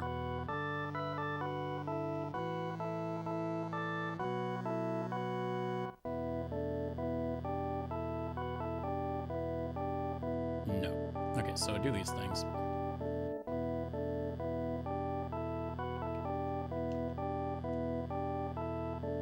Oh, I moved him out. Oops. I need... Whoever has the highest charm. It's gonna be Hansui. Move Champagne 16.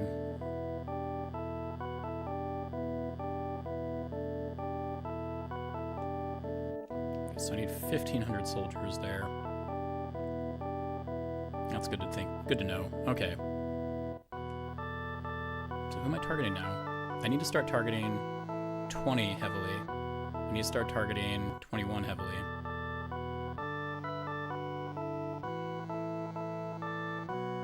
I need to take 31 eventually. I don't think 31's gonna invade anywhere. I think they're gonna get stomped. I could probably recruit 31, which would be funny. Let's save.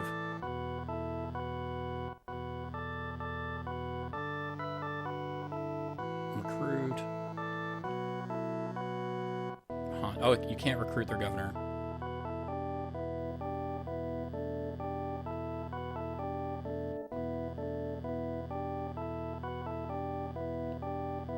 I can... Who am I targeting now?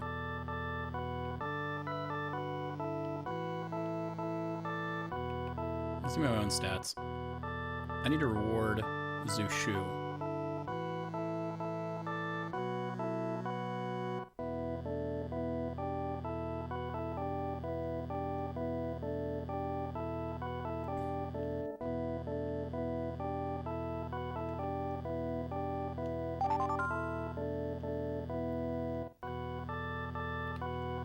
Then we can see, let me save there, so I don't forget.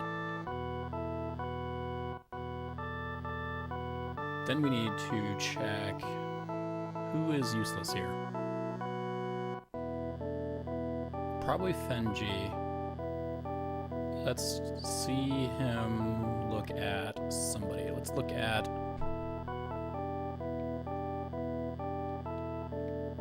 20.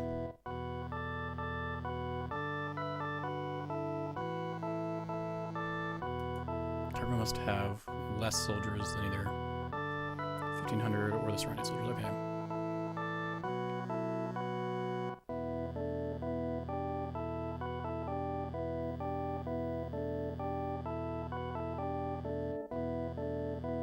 And we're looking here to see who we can steal.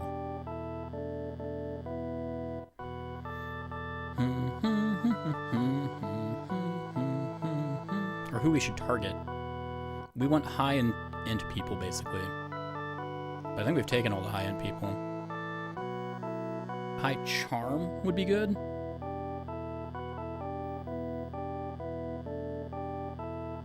Otherwise, we just need their people with soldiers. Or high war stat.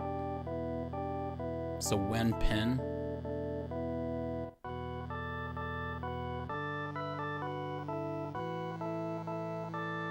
We're targeting Wen Pen.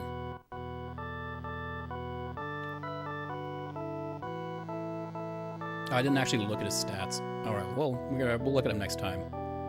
Forgery. One pen.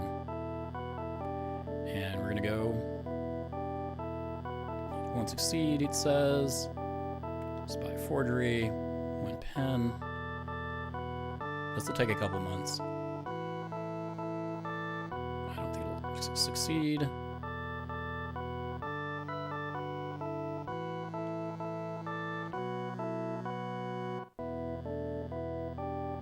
Don't succeed. The advisor is pretty much always right at this point.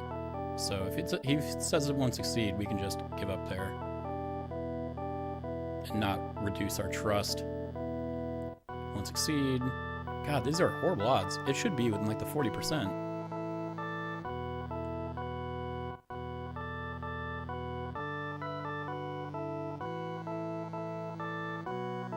Is he just super intelligent?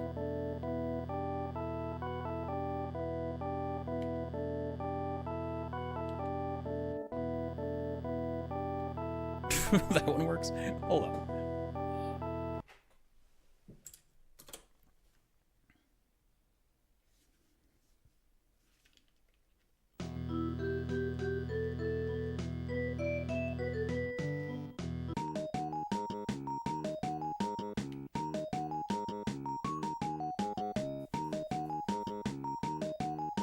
This should have been better. We're gonna look at his stats and use the spreadsheet.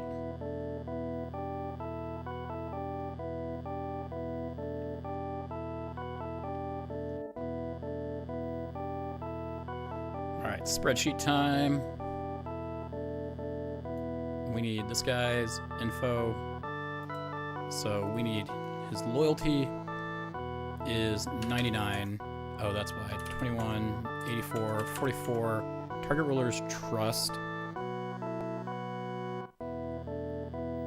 is 57. And advisor int should be the ruler's int times 0.8. So it's 76 times 0.8. Should be 60. So in theory, we should have between 42 and a 61% chance to convince him that with a forged letter. Oh wait, I'm checking the wrong person's stats. That's if we use Cao Cao to do it, but we're not using Cao Cao. We are using, put our lowest person's stats in here, which is going to be 83, and then 81, 70, 50. Yeah, it's still between 41% and 60%. So I think we're just getting a bad roll.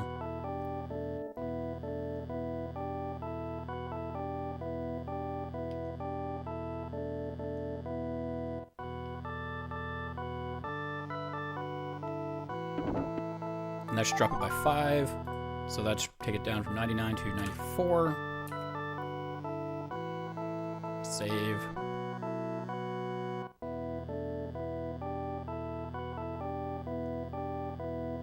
Forgery. Pen.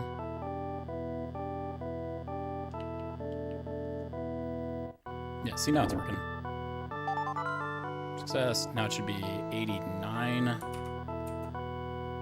So now we're getting to the point where we can probably get him to betray. And let's see, we're looking at Wen Pen, right?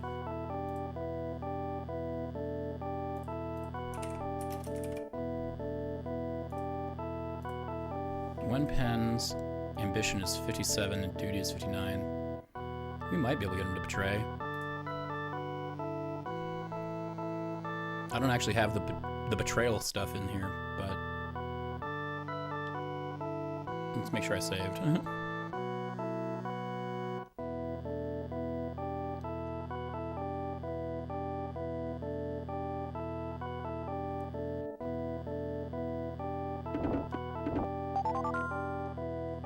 Now we're at 84. We have a 30% chance to recruit him at this point.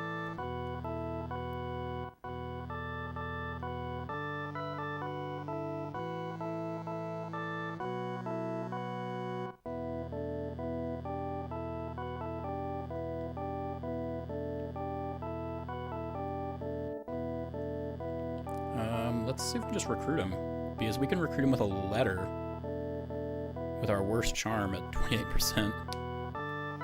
And the person with the best charm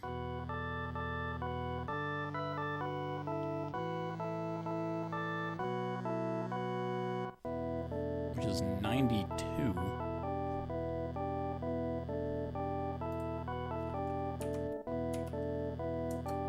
It's 35%, so it goes up a bit.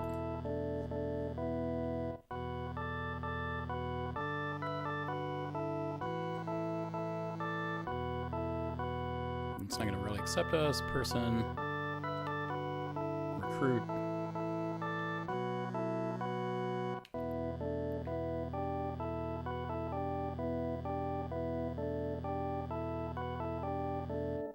I can just use horse for everybody too. That's kind of funny. It would take it to 27%, but letter is 30 or 28. So let's do that. No.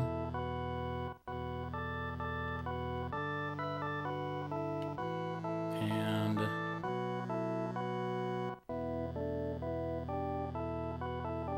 Oh, I didn't update his stats, the duty ambition. That's why I'm getting the wrong stats. 59, 57. Oops.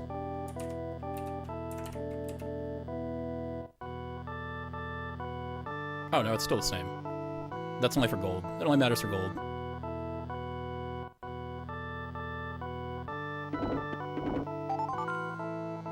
We got one pen.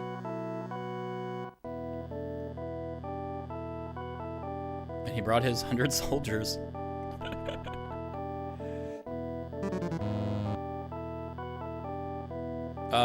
This game's hilarious.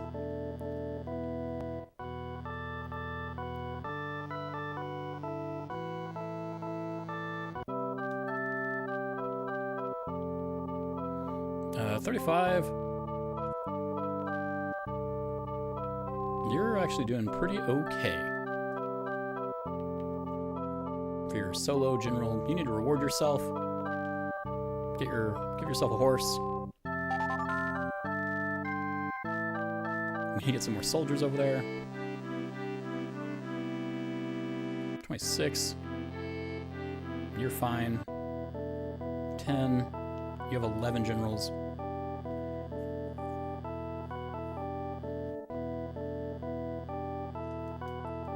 I think we were keeping them there. Give me some 10. We're moving some to 25. Down to 37.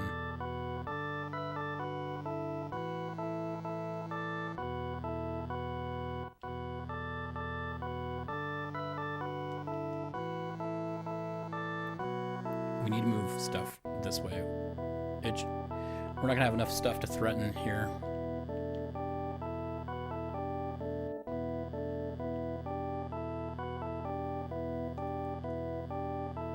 Yeah, we should have been moving.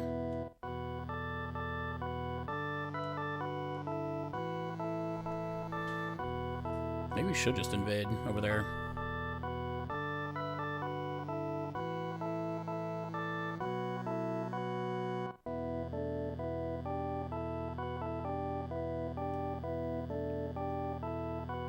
Oh, it's 4:10. I've got to stop streaming. I've got to stop streaming. I got to end the stream there. I hope you guys have a good day. I'll pick this up tomorrow instead of the normal Modern Friday, just because I think I have a good chance to finish the game. And so we'll pick it up then. Have a good one, everyone.